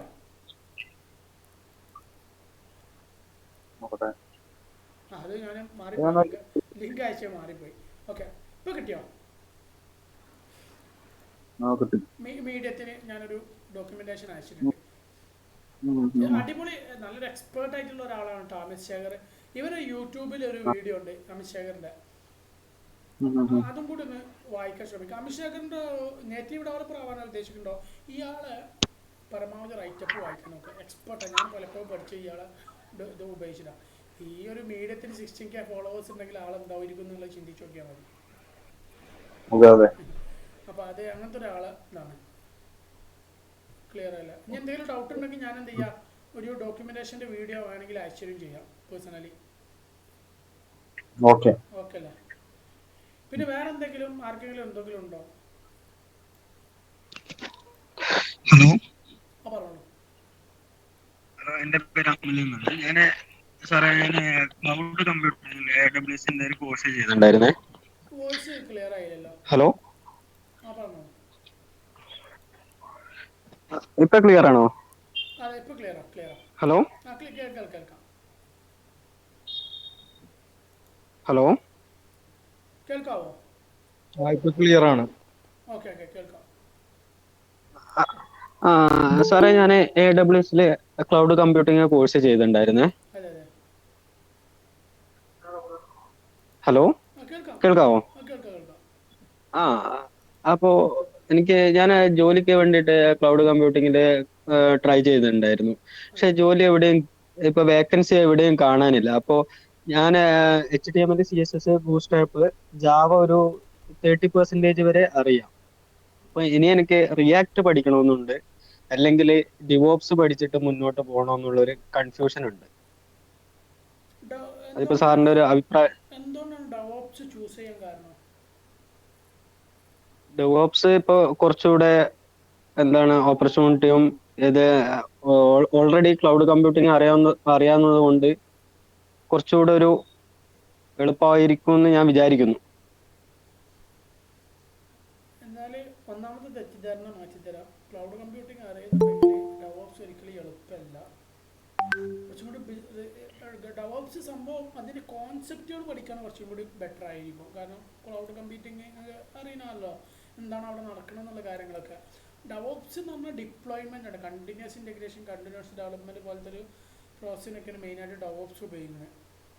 എന്താ CI/CD എന്നൊക്കെ അറിയോ? ഓ ഓ അറിയാം, കേട്ടിട്ടുണ്ട്, ചെറിയൊരു പരിചയമുണ്ട്, പക്ഷെ ഡീറ്റെയിൽ ആയിട്ട് അറിയത്തില്ല. എന്താണ് CI/CD? എന്താണ് അത് അറിഞ്ഞ് പഠിച്ചത് എന്താണെന്ന് പറഞ്ഞാൽ മറ്റോ? നമ്മള് നമ്മളൊരു കോഡ് നമ്മൾ ചെയ്തു വെച്ചൊരു കോഡ് നമ്മൾ എഡിറ്റ് ചെയ്യുമ്പോൾ ഓട്ടോമേറ്റഡ് ആയിട്ട് അതിലേക്ക് നമ്മൾ ചെയ്ത വെബ്സൈറ്റിലോ ആപ്ലിക്കേഷനിലോ അപ്ഡേഷൻ വരുന്നതല്ലേ? അങ്ങനെ continuous integration, continuous development. Okay, അതെ. ശരിക്കും ഒരു പ്രൊജക്റ്റ് ബേസ് അല്ലെങ്കിൽ ഒരു പ്രൊഡക്റ്റ് ബേസ് പറഞ്ഞു കഴിഞ്ഞാൽ നമ്മൾ കമ്പനിയിൽ വർക്ക് ചെയ്യുന്ന ടൈമിൽ ഒരേ പ്രൊജക്റ്റിൽ ഒരുപാട് ആൾക്കാർ വർക്ക് ചെയ്യുന്നുണ്ടാവും. ഇപ്പോൾ ഒരു 50 പേര് ഒരു പ്രൊജക്റ്റിൽ വർക്ക് ചെയ്യുന്നുണ്ട് വിചാരിക്കുക. അവർ ഒരുപാട് പേര് വർക്ക് ചെയ്യുമ്പോൾ നമുക്ക് എന്താ വിചാരിക്കും, പലരും പല മേഖലയിലും ഒരു പ്രൊജക്റ്റ്. ഫേസ്ബുക്കിൻ്റെ കാര്യം, ഫേസ്ബുക്കിൽ ഒരാൾ ഡാഷ്ബോർഡിലാവും വർക്ക് ചെയ്യുന്നുണ്ടാവുക, ഒരാൾ റീൽസിലായിരിക്കും വർക്ക് ചെയ്യുന്നുണ്ടാവുക. അതൊക്കെ സെപ്പറേറ്റ് മൊഡ്യൂളാണ്, നമ്മൾ കാണുന്ന പോലെ നമ്മൾ സിംഗിൾ ആപ്പായിട്ടാണ് കണ്ടത്. അതേപോലെ നമ്മൾ ഫ്രണ്ട്സിൻ്റെ അക്സെപ്റ്റ് ഫ്രണ്ട്സ്, റിജക്റ്റ് ഫ്രണ്ട്സ്, അങ്ങനത്തെ സംഭവങ്ങളുണ്ടല്ലോ, റിക്വസ്റ്റ് ഫ്രണ്ട്സ്. ഈ ഒരു ഫ്രണ്ട്സ് റിക്വസ്റ്റ് സെൻഡ് ചെയ്യണത് ഇതൊക്കെ ഒരു മൊഡ്യൂളായിരിക്കും. ഇങ്ങനെ പല മൊഡ്യൂളിലായിരിക്കും ഇതൊക്കെ വർക്ക് ചെയ്യുന്നുണ്ടാവുക. പക്ഷേ ഈ ഒരു പ്രൊഡക്റ്റിന് എന്താ വെച്ചാൽ നമുക്ക് സാധാരണ സർവീസ് പോലെയല്ല, ഒരു പ്രൊഡക്റ്റിന് പല ഡെവലപ്മെൻറ്റ് സൈഡ് ഉണ്ടാവും. സാധാരണ ഒരു നോർമൽ സെർവർ ഉണ്ടാവും, അത് ഡെവലപ്മെൻറ്റിന് വേണ്ടിയിട്ടുള്ള ഒരു സെർവറായിരിക്കും. ഒരു പ്രൊഡക്ഷൻ ലെവലിലുണ്ടാവും. പ്രൊഡക്ഷൻ സെർവർ എന്ന് പറഞ്ഞു കഴിഞ്ഞാൽ പ്രൊഡക്ഷന് നമ്മൾ ക്ലയൻറ്റിന് കാണുന്ന ഭാഗം, അതായത് നമ്മൾ യൂസേഴ്സ് ഫേസ്ബുക്ക് ഉപയോഗിക്കുന്ന ആൾക്കാർക്ക് അതാണ് പ്രൊഡക്ഷൻ ലെവൽ. നമ്മൾ കാണുന്നൊക്കെ പ്രൊഡക്ഷനാണ്. ഡെവലപ്മെൻറ്റ് സൈഡിൽ എന്തൊക്കെ ചേഞ്ചസ് വരുമ്പോൾ അപ് ടു ഡേറ്റ് നമുക്ക് എന്ത് ചെയ്യണം. ഇപ്പോൾ ബാക്ക് എൻഡ് ആണ് അതിന് ഡിസൈൻ ചെയ്ത്, ഇപ്പോൾ ഡാഷ്ബോർഡിൽ കുറേ ചേഞ്ചസ് വരുത്തി അറിയുക, അതിൻ്റെ APIസിൽ കുറേ മാറ്റങ്ങൾ വരുത്തി. അതേപോലെ തന്നെ സെൻഡ് റിക്വസ്റ്റ് അല്ലെങ്കിൽ റീൽസ് പുതിയതായിട്ടൊരു ഇംപ്ലിമെൻറ്റേഷനാണ് കൊണ്ടുവന്നത്, ഇപ്പോഴത്തല്ലേ വന്നിട്ടുള്ളൂ. ഈ റീൽസ് എന്ന് പറഞ്ഞ കോൺസെപ്റ്റ് പിന്നെ കൊണ്ടുവന്നു, അതൊരു API ആണ് വന്നത്. പക്ഷെ അത് എന്ത് ചെയ്യണം, നമുക്ക് ഡെവലപ്മെൻറ്റ് സൈഡിൽ വീണ്ടും അവർ ഡെവലപ്പേഴ്സ് എല്ലാം ഇത് ശരിക്കും ഡിപ്ലോയ് ചെയ്യും. ഡെവലപ്പേഴ്സ് ശരിക്കും അത് ഹിറ്റ് ചെയ്ത് അവർ പുഷ് ചെയ്യണം മാത്രമേ ഉള്ളൂ. പക്ഷേ CI/CD അല്ലെങ്കിൽ ഡെവോപ്സിൻ്റെ ടീമാണ് ഇത് ലൈവിൽ വരുത്തുന്നത്. ലൈവിൽ വരുത്തുകയെന്ന് വെച്ച് കഴിഞ്ഞാൽ ഫ്രണ്ട് എൻഡ് ടീമിന് ഇതിനെ ബേസ് ചെയ്തിട്ട് വർക്ക് ചെയ്യേണ്ടി വരും. ഇതൊക്കെ മാനേജ് ചെയ്യുന്നത് ഡെവോപ്സിൻ്റെ ടീമാണ്, ഡെവലപ്മെൻറ്റ് സൈഡ്. പിന്നെ പ്രൊഡക്ഷൻ ലെവലിലേക്ക് എത്തുമ്പോൾ ഇതിനെ QA ടീമൊക്കെ കയ്യിൽ എത്തി ഇഷ്യൂസൊക്കെ സോൾവ് ചെയ്ത് ഒക്കെ പിന്നെ പ്രൊഡക്ഷൻ ലെവൽ യൂസേഴ്സിൻ്റെ കയ്യിലേക്ക് എത്തേണ്ട രീതിയിൽ എത്തുമ്പോൾ അപ്പോഴും ഇതിൽ ലൈവായിട്ട് അപ്ഡേറ്റ് ചെയ്യാൻ വേണ്ടിയിട്ട് അല്ലെങ്കിൽ പ്ലേ സ്റ്റോറിലാകുമ്പോൾ ലൈവായിട്ട് ഡിപ്ലോയ് ചെയ്യാൻ വേണ്ടിയിട്ടുള്ള പ്രോസസ്സൊക്കെ ചെയ്യുന്നത് ഈ ഡെവോപ്സിൻ്റെ ടീമാണ്. അത് മാത്രമൊന്നുമല്ല, ഒരുപാട് കാര്യങ്ങൾ അവരുടെ കയ്യിലുണ്ട്. എൻ്റെ ഒരു അറിവിലുള്ള കാര്യങ്ങളാണ്. നമുക്ക് കൂടുതൽ ഡീപ്പായിട്ട് വേണമെങ്കിൽ നമുക്ക് ഡെവോപ്സിൻ്റെ ആളെ നമുക്ക് കണക്ട് ചെയ്തിട്ട് അടുത്ത വീക്കിലൊക്കെ ചെയ്യണമെങ്കിൽ ചെയ്യാം. ഇങ്ങനെയൊക്കെയാണ് മെയിനായിട്ടൊരു കാര്യം വരുന്നത്. അനുരാഗ് ബ്രോ എന്തോ അതിൻ്റെ ഇടയ്ക്ക് പറഞ്ഞല്ലോ. ഡ്രോപ്സ് എന്ന് പറയുന്നത് ഇപ്പം CI/CD മാത്രമല്ല, ബേസിക്കലി അതെന്ന് പറയുന്നത് ഒരു കൾച്ചറാണ്. മറ്റേ അജൈൽ മൊഡ്യൂളും കാര്യങ്ങളൊക്കെ ഉള്ള ബേസിക്കലി ഇത്രയേ ഉള്ളൂ. അതായത് നമ്മളിപ്പം ഒരു സ്റ്റാർട്ടപ്പിലൊക്കെ പോയിട്ട് നമ്മൾ വർക്ക് ചെയ്യുമല്ലോ, നമ്മൾ വർക്ക് ചെയ്യുന്ന സമയത്ത് നമ്മുടെ അടുത്തുണ്ടാവും, ഡെവലപ്പർ നമ്മുടെ അടുത്തുണ്ടാവും, പിന്നെ ടീം ഒരുമിച്ചിരുന്ന് വർക്ക് ചെയ്യുക എന്നുള്ളത് കൺസെപ്റ്റ് ഉണ്ട്. ബേസിക്കലി അതാണ് സാധനം. അതിലൊരു പാർട്ടാണ് CI/CD ഡെവോപ്സ്. ആ ഒരു കൺസെപ്റ്റ് എന്നൊക്കെ പറയുന്നത്. ഡെവോപ്സ് എന്ന് പറയുന്നത് എനിക്കറിയാം. ഞാൻ റെഡ് ഹാറ്റിൽ ഒരു സർട്ടിഫിക്കേഷൻ ചെയ്തിട്ടുണ്ട്. അപ്പോൾ അവരുടെ ഒഫീഷ്യൽ ടീമായിട്ട് കമ്മ്യൂണിറ്റി ഉണ്ടായിരുന്നു. അപ്പം അവർ നമ്മളിപ്പം നമ്മളൊക്കെ നമ്മുടെ ഡെവോപ്സ് എന്ന് പറഞ്ഞിട്ട് നമ്മൾ പിന്നെ ക്ലൗഡും പിന്നെ കുറേ പിന്നെ AWSന്റെ ഡിപ്ലോയ്മെന്റും അതൊക്കെ. പക്ഷെ ബേസിക്കലി പറയുന്നത് ഒരു കൾച്ചറൽ ബാങ്കുകളിലൊക്കെ നമ്മളിപ്പം ലോക്കലി നമ്മുടെ ഇപ്പം സ്റ്റാർട്ടപ്പിലൊക്കെ നമ്മൾ ചെയ്യുന്ന പരിപാടി തന്നെയാണ് ആക്ച്വലി ഡെവോപ്സ്. ഈ വലിയ കമ്പനികളിലൊക്കെ നമ്മൾ നോക്കിയാൽ അറിയാം, നിങ്ങൾക്ക് ഓരോ ടീം ഡെവലപ്മെന്റിന് സെപ്പറേറ്റ് ടീം ഉണ്ടാവും. IT പിന്നെ ടെസ്റ്റിങ്ങിന് സെപ്പറേറ്റ് ടീം ആയിരിക്കും. അവർ അങ്ങോട്ടും ഇങ്ങോട്ടും കമ്മ്യൂണിക്കേഷൻ ഒക്കെ എന്ന് വെച്ചാൽ മെയിൽ ത്രൂ ഒക്കെ ആയിരിക്കും. അവർ അങ്ങോട്ടും ഇങ്ങോട്ടും ഡയറക്റ്റ് ഇന്ററാക്ഷൻ തരും. എല്ലാവരും ഒരുമിച്ചിരുത്തിയിട്ട് ഒരുമിച്ച് വർക്ക് ചെയ്യിപ്പിക്കുക എന്നുള്ളതാണ് ബേസിക്കലി ഡെവോപ്സ് എന്ന് പറയുന്ന ഒരു കൾച്ചറൽ സ്റ്റാൻഡ് വരുന്നത്. ബേസിക്കലി നമ്മൾ സ്റ്റാർട്ടപ്പിലൊക്കെ ചെയ്യുന്നതാണ്. പിന്നെ നമ്മുടെ ഡെവോപ്സ് എന്ന് പറഞ്ഞിട്ട് നമ്മൾ CI/CD സിസ്റ്റം അഡ്മിൻ പറഞ്ഞിട്ട് നമ്മൾ എടുക്കുന്ന ആളെയാണ് നമ്മളിപ്പോൾ ഡെവോപ്സ് എന്ന് പറയുന്നത് ബേസിക്കലി ഇപ്പോൾ.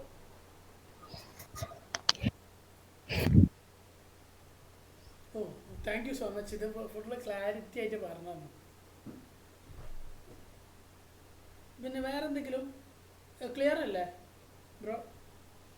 സാറേ അതില് എനിക്ക് റിയാക്ടിന്റെയും കൂടി ഒരു സ്കോപ്പ്, അതിന്റെ ഫ്യൂച്ചർ അതെങ്ങനെയാന്നുള്ളൊരു വ്യൂ തരാൻ പറ്റുമോ?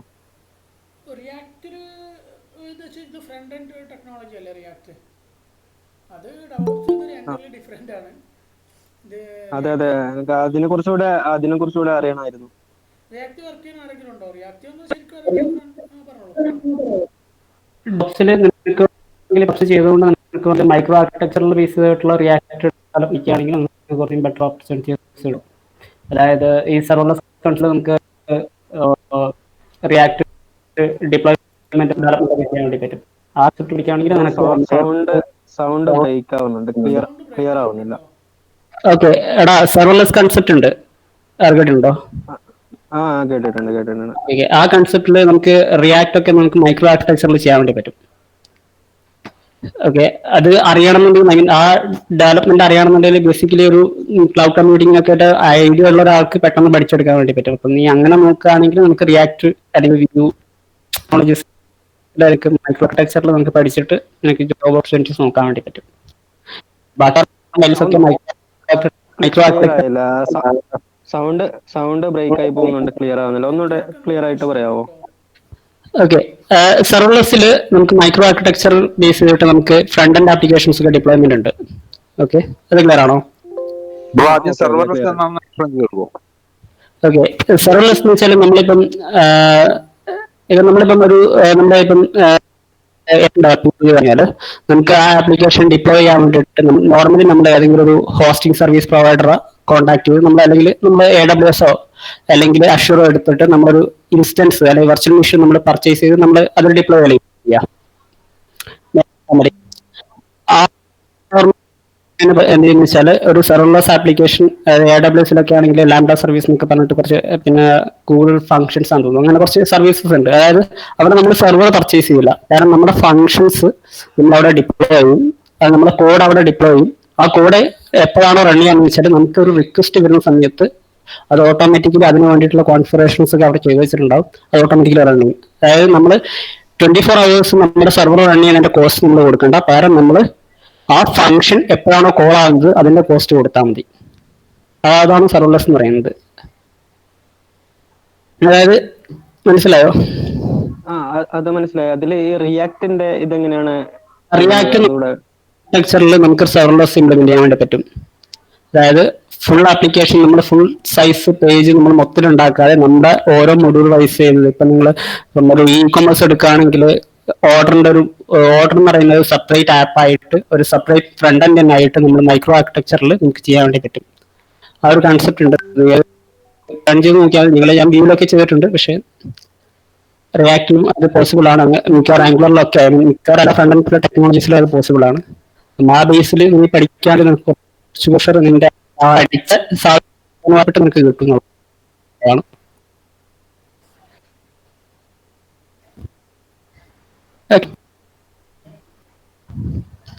Okay, thank you bro.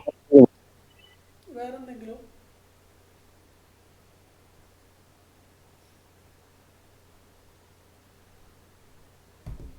ചോദിക്കാനുള്ള ചോദിച്ചോളൂ, കാരണം നമ്മളിപ്പോൾ എപ്പോഴെങ്കിലൊക്കെ ടൈമിനെ ബേസ് ചെയ്ത് ചെയ്യുന്നതാണ്. അതായത് ഞാനിപ്പോ ലാരവല് അത്യാവശ്യം നോക്കിയിട്ടുണ്ട്. എനിക്ക് ഇപ്പോ റിയാക്ട് അല്ലെങ്കിൽ വ്യൂ അങ്ങനെ എഴുതിയിട്ട് ഇനി അടുത്തൊരു ഫ്രണ്ട് എൻഡ് ഫ്രെയിംവർക്ക് നോക്കാനായിട്ട് ഏത് ഞാൻ നോക്കണം എന്ന് കൺഫ്യൂസ് ചെയ്ത് കൂടുതൽ ഓപ്പർച്യൂണിറ്റി എന്നുള്ളത് എന്തോ വ്യൂ ആയിരിക്കും എനിക്ക് ഏറ്റവും ബെസ്റ്റ്. ലാരാവലിന്റെ ഇൻബിൽഡ് ആയിട്ട് വ്യൂ ടെക്നോളജി യൂസ് ചെയ്യുന്നതുകൊണ്ട് നമുക്ക് വ്യൂ ആയിരിക്കും ഏറ്റവും കൂടുതൽ ബെസ്റ്റ് ആയിട്ട് ഓപ്ഷൻ ഉണ്ടാവും. അത് ഞാൻ പറഞ്ഞു തരുന്നത്, ലാരാവലിലെ ഒരു സീനിയർ ആയിട്ടുള്ള ഏകദേശം 8+ ഇയർ എക്സ്പീരിയൻസ് ഉള്ള ഒരു ഫ്രീലാൻസ് ആയിട്ട് വർക്ക് ചെയ്യുന്ന ഒരു കൂട്ടുകാരനുണ്ട്.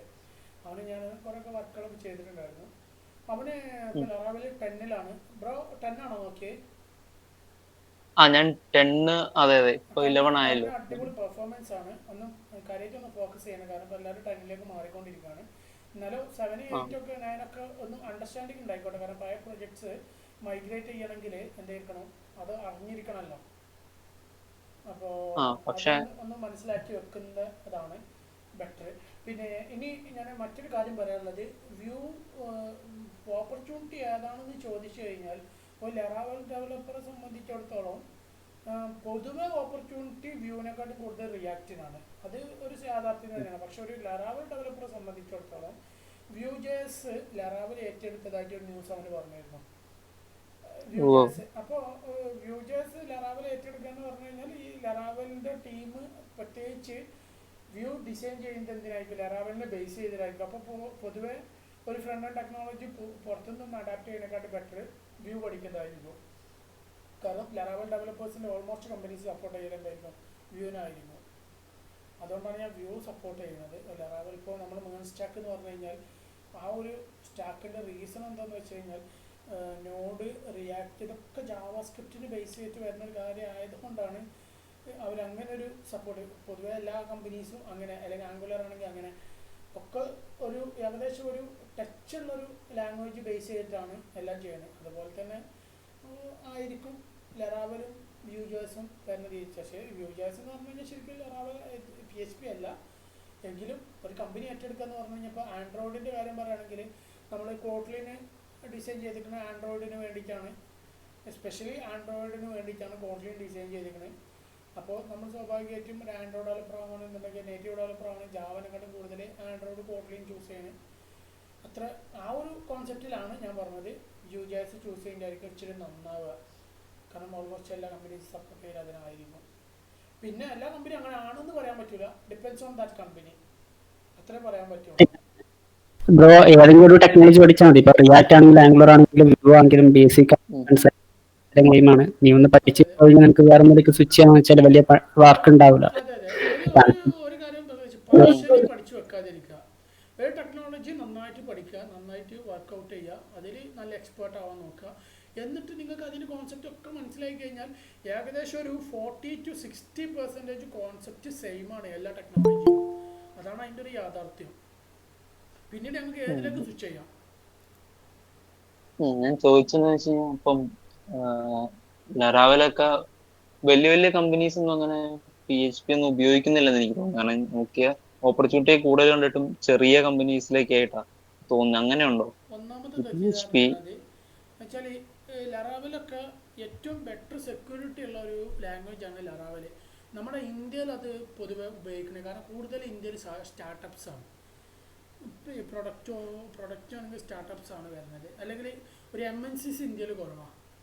കാരണം ഇന്ത്യൻ്റെ MNCs പുറത്തുള്ള ഇപ്പോൾ ദുബായ് ബേസ്ഡ് ഒക്കെ ആണെങ്കിൽ, ദുബായ് അല്ലെങ്കിൽ ഗൾഫ് കൺട്രീസ് ബേസ്ഡ് ഒക്കെ ആണെങ്കിലും ലെറാവലിന് ഒരുപാട് ഓപ്പർച്യൂണിറ്റീസ് ഉണ്ട്.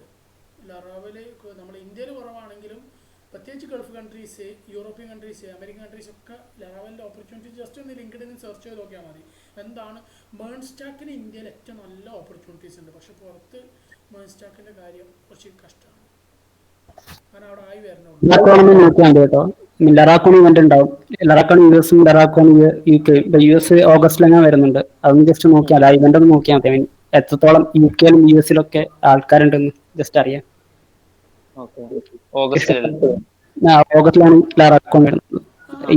ബ്രോ ലെറാവൽ പഠിച്ച സ്ഥിതിക്ക് നമുക്ക് ഇവിടെ ഒരു ലെറാവലിന്റെ കേരളത്തിൽ ആദ്യമായിട്ടൊരു കമ്മ്യൂണിറ്റി സ്റ്റാർട്ട് ചെയ്തിട്ടുണ്ട്. അവരെ ഞാൻ കണക്ട് ചെയ്തിട്ടുണ്ട്. അവർ കമ്മ്യൂണിറ്റി മീറ്റപ്പ് കാര്യങ്ങളൊക്കെ നടത്താറുണ്ട്. ജസ്റ്റ് ഒന്ന് പങ്കെടുക്കണം. ഞാൻ അതിൽ കമ്മ്യൂണിറ്റി ഓർഗനൈസറാണ്. അതെ അതെ അതെ, ഏതാ? ഓർഗനൈസറാണ്.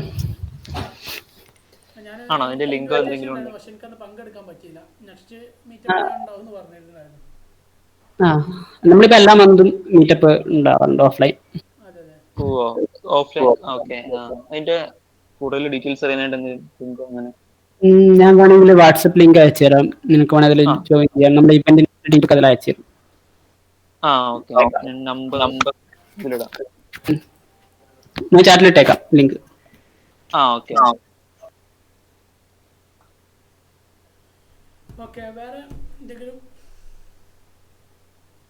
സാറേ ഇപ്പൊ ഉള്ള ഹയറിങ്ങിന്റെ സിനാരിയോസ് ഇപ്പൊ എങ്ങനെയാണ്? നല്ലോണം ഹയർ ചെയ്യുന്നുണ്ടോ?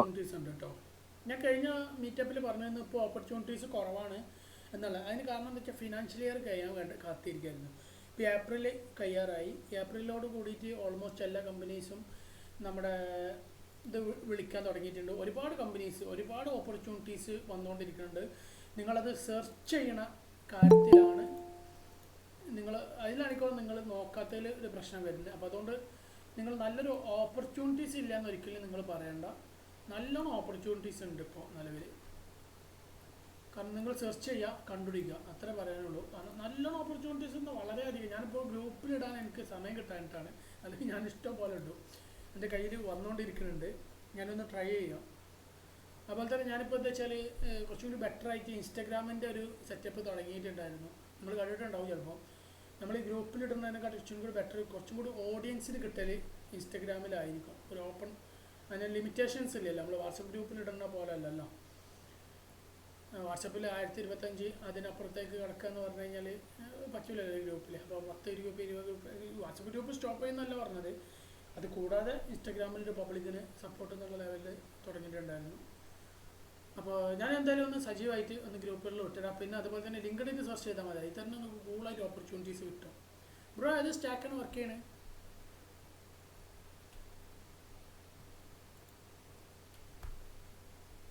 ഹലോ, കേൾക്കാവോ?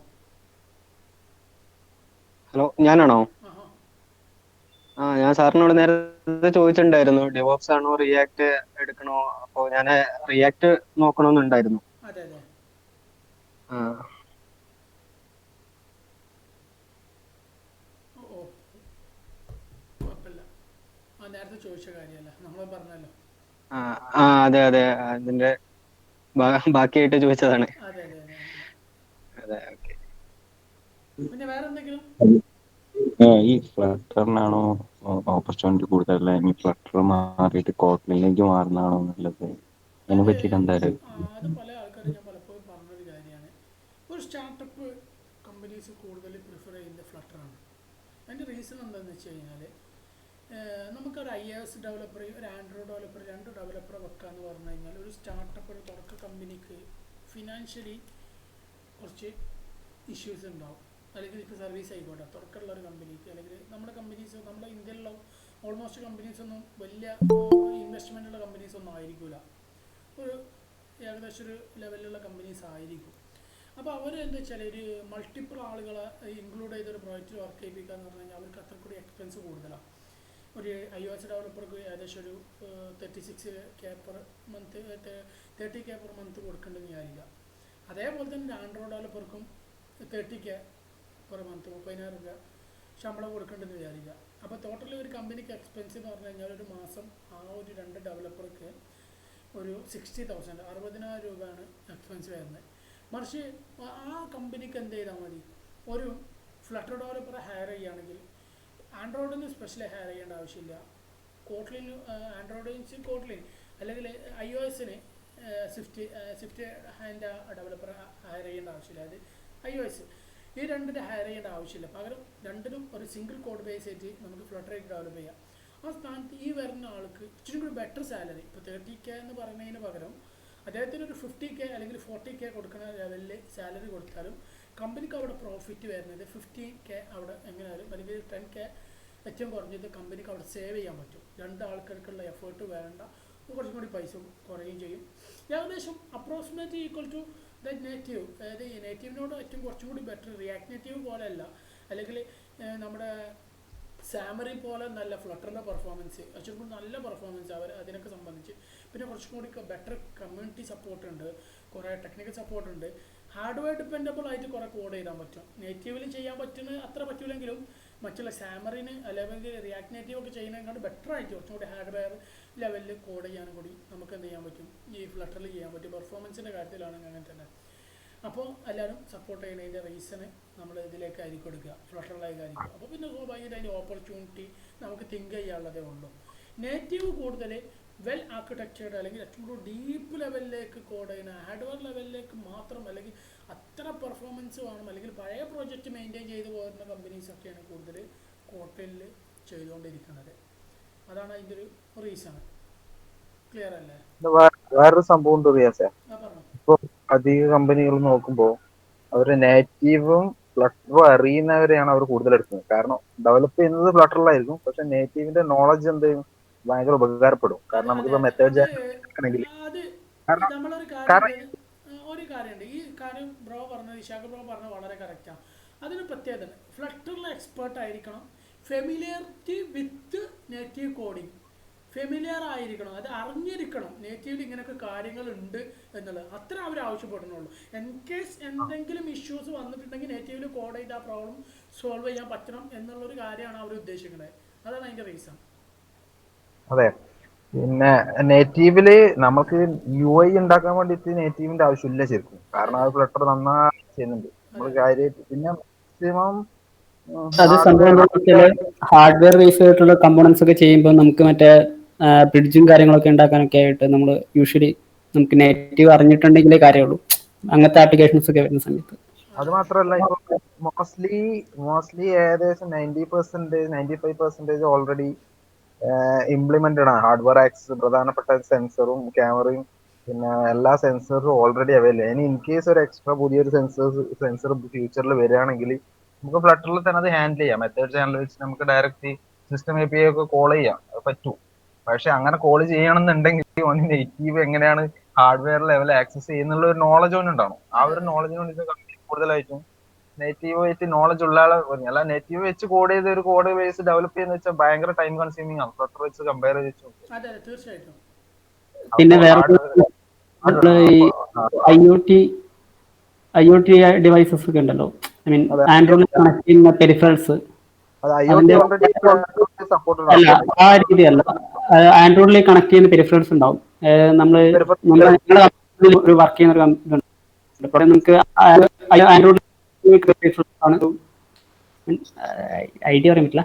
ബേസിക്കലി ആ സാധനത്തിൽ നമുക്ക് ഡ്രൈവേഴ്സ് ഡെവലപ്പ് ചെയ്യണം. അപ്പം ആ ഡ്രൈവേഴ്സ് നമ്മൾ ബേസിക്കലി ഉണ്ടാക്കുന്നത് ഫ്ലട്ടറിലാണ് പ്രൊവൈഡ് ചെയ്യുന്നത്. പക്ഷേ നമുക്കിത് ഡ്രൈവേഴ്സ് നമുക്ക് ഫ്ലട്ടറിലേക്ക് നേറ്റീവ് കോഡ് കൂടുതൽ നമുക്ക് നേറ്റീവ്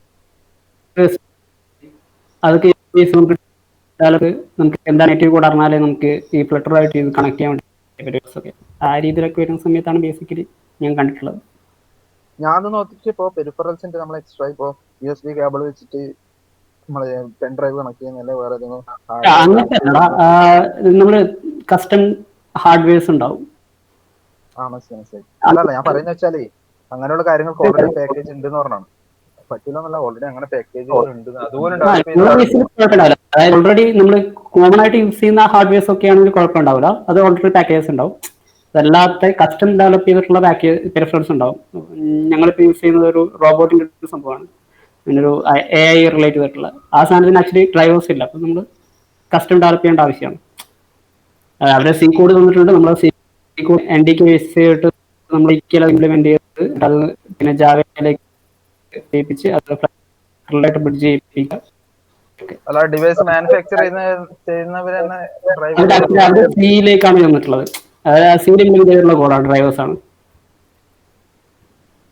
അപ്പം അത് നമുക്ക് ഡയറക്റ്റ് യൂസ് ചെയ്യാൻ വേണ്ടി പറ്റില്ല. അപ്പം അങ്ങനത്തെ കേസൊക്കെ വന്നിട്ടുണ്ടെങ്കിൽ അതാണ് ഞാൻ പറഞ്ഞത്. അല്ല, നേറ്റീവ് അറിയേണ്ട എന്താ നിർബന്ധമാണ്, അത് പ്രശ്നമൊന്നുമില്ല.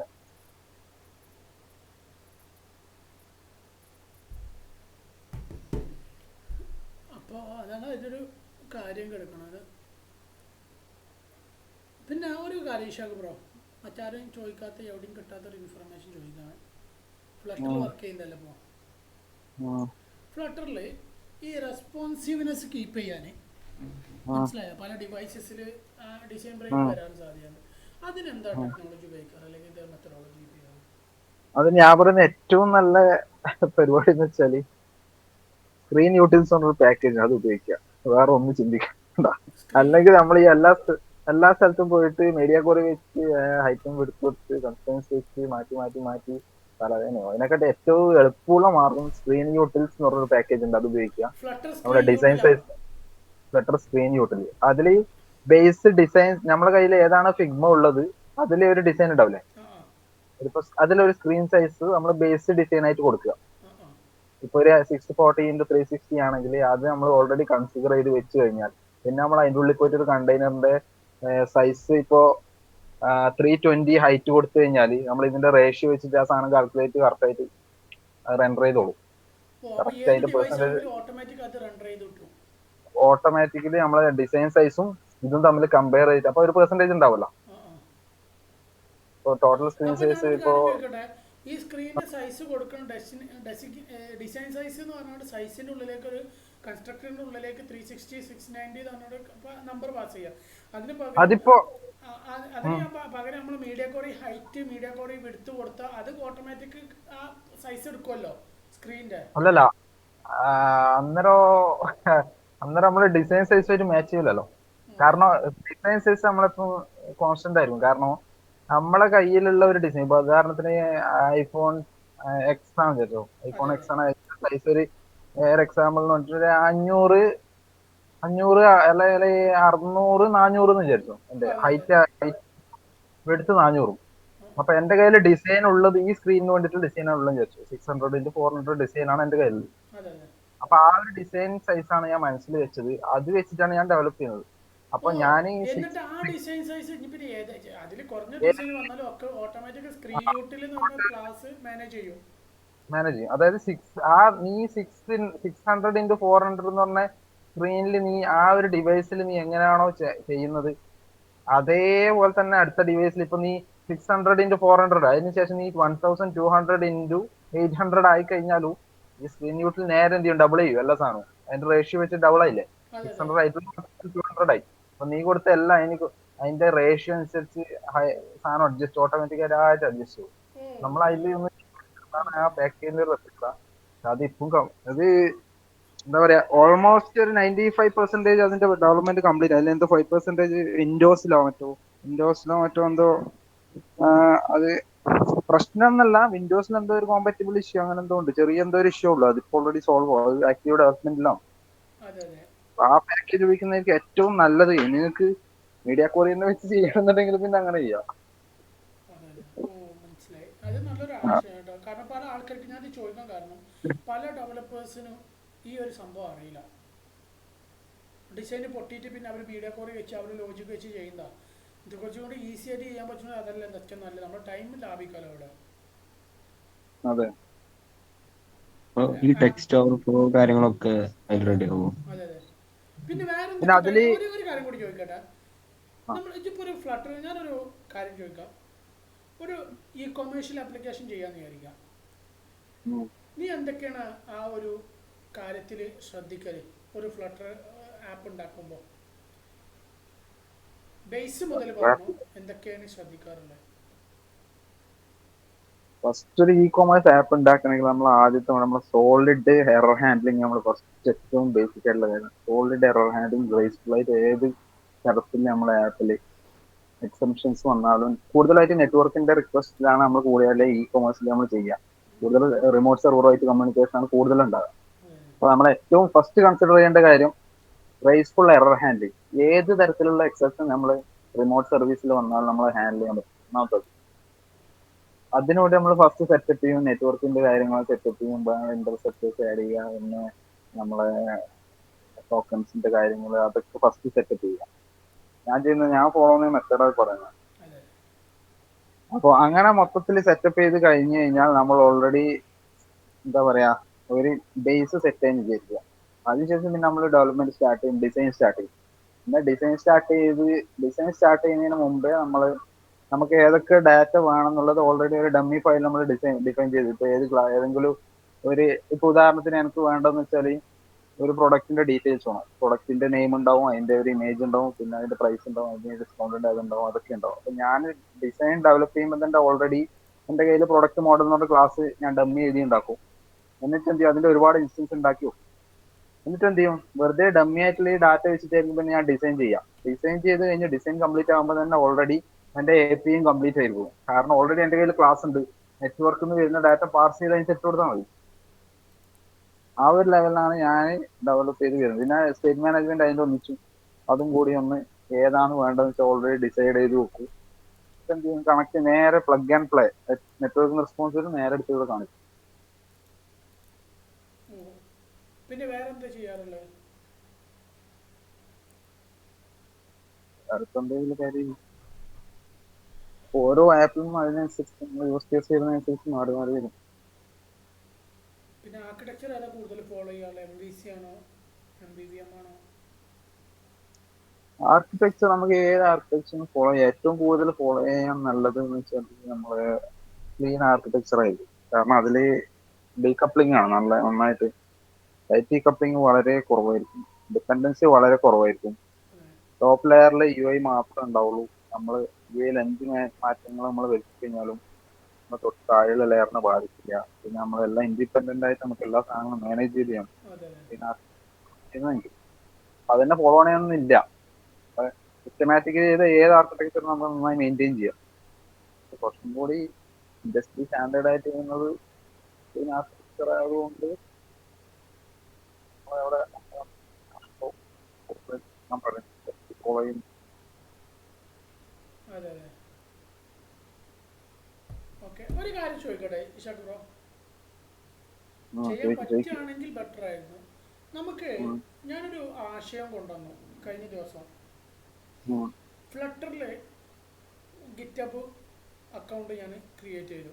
എങ്ങനെയാണെന്ന് വെച്ച് കഴിഞ്ഞാൽ ഫ്ലട്ടറിൽ ഒരു പിന്നെ സ്റ്റേറ്റ് മാനേജ്മെൻറ്റിനെ ബേസ് ചെയ്തിട്ട് റെപ്പോസിറ്ററി ക്രിയേറ്റ് ചെയ്തു. ഇപ്പോൾ ഗെറ്റക്സ് ഫ്ലട്ടർ എന്ന് പറഞ്ഞാണ്ട് അതിൽ ഒരു ബേസിക്കലി ഒരു API കോൾ ചെയ്യണ ഒരു ഒരു നല്ലൊരു ആർക്കിടെക്ചർ, ആ ഒരു സ്റ്റേറ്റ് മാനേജർ കീപ്പ് ചെയ്യുകയാണെങ്കിൽ ഇപ്പോൾ ഒരാൾ ഒരു സംഭവം എടുക്കുക. അപ്പോൾ ഞാൻ ഗിറ്റബിൽ എങ്ങനെ ചെയ്തിരിക്കണമെന്ന് വെച്ച് കഴിഞ്ഞാൽ, ഞാനൊരു ഗിറ്റബ് ഒന്ന് എടുക്കട്ടെ, ഒരു മിനിറ്റ് ഞാനൊന്ന് സ്ക്രീൻ ഷെയർ ചെയ്ത് കാണിച്ചതാണ്. അപ്പോൾ ഒരു ഐഡിയ ഇട്ടു എന്താ സംഭവം എന്നുള്ളത്. അതേപോലെ ഓരോ ഡൊമൈനിലും ചെയ്യണം എന്നാണ് എൻ്റെ ഒരു ആഗ്രഹം. ഓരോ ഡൊമൈനിലും അത് ഞാൻ പറഞ്ഞുതരാം എന്താ സംഭവം എന്നല്ല, കണ്ട മനസ്സിലാവും. എൻ്റെ ഗിറ്റബ് കാണുന്നില്ലേ?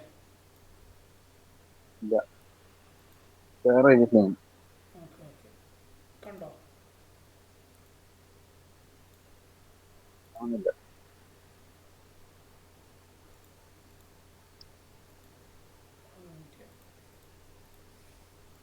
വന്നില്ലേ?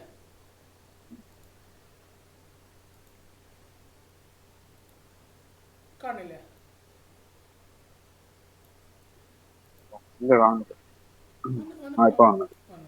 അതായത് Flutter Riverpod architecture, Flutter BLOC architecture, Flutter provider architecture, Flutter GetX architecture. ഇതൊരു ഓപ്പൺ സോഴ്സ് പിന്നെ പ്രൊജക്റ്റാണ് ഇതൊക്കെ. ഇത് അങ്ങനെയാണ് വിട്ടുകൊടുത്തിട്ടുള്ളത്. പബ്ലിക്കിന് ആക്സസ് ചെയ്യാൻ പറ്റിയ രീതിയിലാണ്. അതായത് ഇപ്പോൾ ഇതിൽ കോൺട്രിബ്യൂട്ട് ചെയ്യാൻ താല്പര്യമുള്ള ആളുകൾക്ക് ആർക്കും ആണെങ്കിലും കോൺട്രിബ്യൂട്ട് ചെയ്യാം. എന്താ പ്രത്യേകത എന്ന് വെച്ച് കഴിഞ്ഞാൽ, ഇപ്പോൾ റൈവർ ബോർഡിൽ വർക്ക് ചെയ്യുന്ന ഒരാളാണെന്ന് വിചാരിക്കുക, അവരുടെ കയ്യിൽ അവർ ക്ലീൻ ആർക്കിടെക്ചറിലാണ് ഇപ്പോൾ വർക്ക് ചെയ്യണമെന്ന് വിചാരിക്കുക. ഇപ്പോൾ ഇവർക്ക് എന്ത് ചെയ്യാം, ഈ റൈവർ ബോർഡിൻ്റെ ഇത് ക്ലോൺ ചെയ്തെടുത്തിട്ട് ഇതിപ്പോൾ ഒരു ബ്രാഞ്ച് ക്രിയേറ്റ് ചെയ്യുക അവരുടെ പേരിൽ.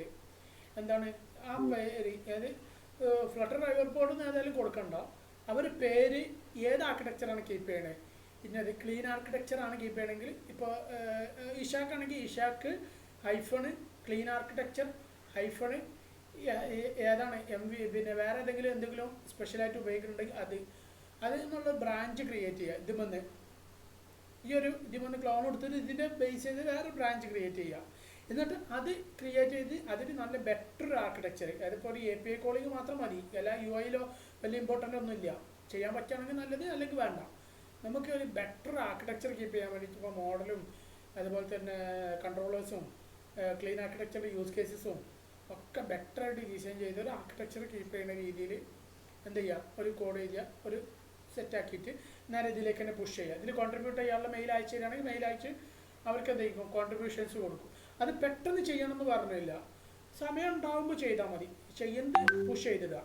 എന്നിട്ട് അതിന് ഡോക്യുമെൻറ്റേഷൻ്റെ അടിയിൽ എന്ത് ചെയ്യുക, കൊടുക്കുക. അത് നോട്ട് കംപ്ലീറ്റഡ് ആണെങ്കിൽ കംപ്ലീറ്റഡ്, അല്ലെങ്കിൽ നോട്ട് കംപ്ലീറ്റഡ് എന്ന് പ്രത്യേകം കൊടുക്കണം. കാരണം ഇത് ഫോളോ ചെയ്യാൻ വരുന്ന ആളുകൾക്ക് എന്ത് ചെയ്യണം, ബുദ്ധിമുട്ടുണ്ടാവരുത്, അത്രേ ഉദ്ദേശിക്കുന്നുള്ളൂ. കാരണം അത് ഫോളോ ചെയ്ത് പൗരികത കംപ്ലീറ്റ് അല്ലാതെ പറയുവാണല്ലോ. അപ്പോൾ അവർ ഓരോരുത്തർ ആ ഒരു കണ്ടന്റ് ക്രിയേറ്റ്, ഇപ്പോൾ ഇത് എടുക്കുകയാണെങ്കിൽ ഇതിന് ഡോക്യുമെൻറ്റേഷനിൽ ഇവിടെ ആഡ് ചെയ്യാണ്ടാവുമല്ലോ, കണ്ടോ, ഗെറ്റിംഗ് സ്റ്റാർട്ടഡ്. ഇപ്പോൾ ഇവിടെ ഡോക്യുമെൻറ്റേഷൻ കൊടുക്കുമ്പോൾ ഇന്ന ആൾ ഇപ്പോൾ ഒരു ഐഫോൺ ഇട്ടിട്ട് ഇവിടെ കൊടുക്കുകയാണ്, ഞാൻ ഇന്ന സംഭവം ഇന്ന ബ്രാഞ്ച് ഞാനാണ് ചെയ്യണത്, ആ ചെയ്യുന്നത് കംപ്ലീറ്റഡ് അല്ല, ഓൺ പ്രോഗ്രസ് ആണ് എന്ന് പറഞ്ഞുകൊണ്ട് അവിടെ ഡോക്യുമെൻറ്റേഷൻ കൊടുക്കണം. ആ എടുക്കുന്ന ആൾക്കാർക്ക് ഇവിടുത്തെ ബ്രാഞ്ച് നോക്കിയാൽ മനസ്സിലാവും, ഇന്ന ബ്രാഞ്ച് എടുക്കണ്ട, അത് കംപ്ലീറ്റഡ് അല്ല എന്നുള്ളൊരു ധാരണ എന്തുണ്ടാവും, ഇത് റെഫർ ചെയ്യാൻ വരുന്ന ആൾക്ക് കിട്ടും. ഇത് ശരിക്കും പറയുകയാണെങ്കിൽ ഒരു ഡെവലപ്പർക്ക് മാത്രമല്ല ഈ കാര്യം കിടക്കുന്നത്. ഇതൊരു കമ്പനി പോലും ഫോളോ ചെയ്യാൻ വളരെ എളുപ്പമുള്ളൊരു കാര്യമായിരിക്കും. ഒരു കമ്പനി ഇപ്പോൾ നാളെ ഒരു പ്രൊജക്റ്റ് ചെയ്യണം, അപ്പോൾ അതിന് നല്ലൊരു ആർക്കിടെക്ചർ ചെയ്യണം എന്ന് വിചാരിക്കുക. അപ്പോൾ ഇതിൻ്റെ പല ആർക്കിടെക്ചറും കീപ്പ് ചെയ്യും. ഇപ്പോൾ ടെലിസ്കോ എന്ന് പറഞ്ഞൊരു സംഭവമുണ്ട്. ടെലിസ്കോ കണ്ടിട്ടുണ്ടോന്ന് അറിയില്ല. ഗിറ്റബ് നോക്കിയാൽ അറിയാം. അയാൾ ജാവ പഠിപ്പിക്കുന്ന ആളല്ലേ? ഗിറ്റബ് നോക്കിയാൽ അറിയാം. ഗിറ്റബ് നോക്കിയാൽ ആ ടെലസ്കോണ്ട് മൊട്ട ഇ മൊട്ട കൊമേഴ്സ് അല്ല ഉണ്ട്. മൊട്ട. അതെ അതെ അതെ, ഇ കൊമേഴ്സ് ഉണ്ട്. ആഹാ. ഇ കൊമേഴ്സ് ഉം. പൈത്തൺ. ഈ പൈത്തണിൻ്റെ അവരെ ഈ പൈത്തണിൻ്റെ ഇ കോമേഴ്സ് എടുത്തു കഴിഞ്ഞാൽ ഇതാണ് പല കമ്പനീസും ഫോളോ ചെയ്യുന്നത്. ഇങ്ങനെ കുറേ കാര്യങ്ങളുണ്ട്. ഇതിൽ പല കാര്യങ്ങളുമാണ് അവർ എന്ത് ചെയ്യേണ്ടത്, ആർക്കിടെക്ചർ ഫോളോ ചെയ്യണത്. ഇതേപോലത്തെ ഒരു പ്രോസസ്സാണ് ഞാൻ ഉദ്ദേശിച്ചത്. ഇതിപ്പോൾ ഇതിന് വേണ്ടി മാത്രമല്ല കേട്ടോ, അതിപ്പോൾ എല്ലാ ഡൊമൈനിലും ഞാൻ കൊണ്ടുവരാമെന്നുള്ള പ്ലാനിലാണ്. അപ്പോൾ ഇനീഷ്യലി ഫ്ലട്ടറിലാണ് ഞാൻ ഫോക്കസ് ചെയ്തിട്ടുള്ളത്. ഫ്ലട്ടറിൽ ആർക്കിടെക്ചർ കംപ്ലീറ്റ് ചെയ്ത് കഴിഞ്ഞാൽ നമ്മൾ അടുത്ത ഡൊമൈനിൽ ഞാനിത് ചെയ്യും. ഇത് എന്നിട്ട് എന്താ വെച്ചാൽ ഓപ്പൺ സോഴ്സ്. ഇത് എൻ്റെ റെപ്പോസിറ്ററി എടുക്കണ നോക്കട്ടെ. നിങ്ങളെല്ലാവരും ഇതിൽ ആരൊക്കെ കോൺട്രിബ്യൂട്ട് ചെയ്താണോ അതൊക്കെ ഇതിൻ്റെ പാർട്ടായിരിക്കും. ഞാൻ ആരും റിമൂവ് ചെയ്യുന്ന പരിപാടി ഒന്നും. ഇതൊരു ഓപ്പൺ സോഴ്സ് പ്രൊജക്റ്റാണ് നമ്മുടെ. നാളെ ഒരാൾ ഒരു പുതിയ ടെക്നോളജി പഠിച്ച് അവരെ കോഡിംഗ് സ്റ്റാൻഡേർഡ് ക്ലിയർ ആക്കണം എന്നുണ്ടെങ്കിൽ നമുക്ക് എന്ത് ചെയ്യാം, അവർക്ക് റെഫർ ചെയ്യാൻ വേണ്ടിയിട്ട് ഈ ഗിറ്റബ് ഉപയോഗിച്ചാൽ മതി. അവർക്ക് ഏത് ടെക്നോളജി അല്ലെങ്കിൽ നമ്മൾ ഓരോ ആളുകൾ ചെയ്തതും ആ ചെയ്തത് തൊട്ട് ഡീറ്റെയിൽ ആയിട്ട് അവിടെ കൊടുക്കണം. പഴയ ആൾ ചെയ്തതിന് ഒരിക്കലും ചെയ്ത് പുഷ് ചെയ്യരുത്.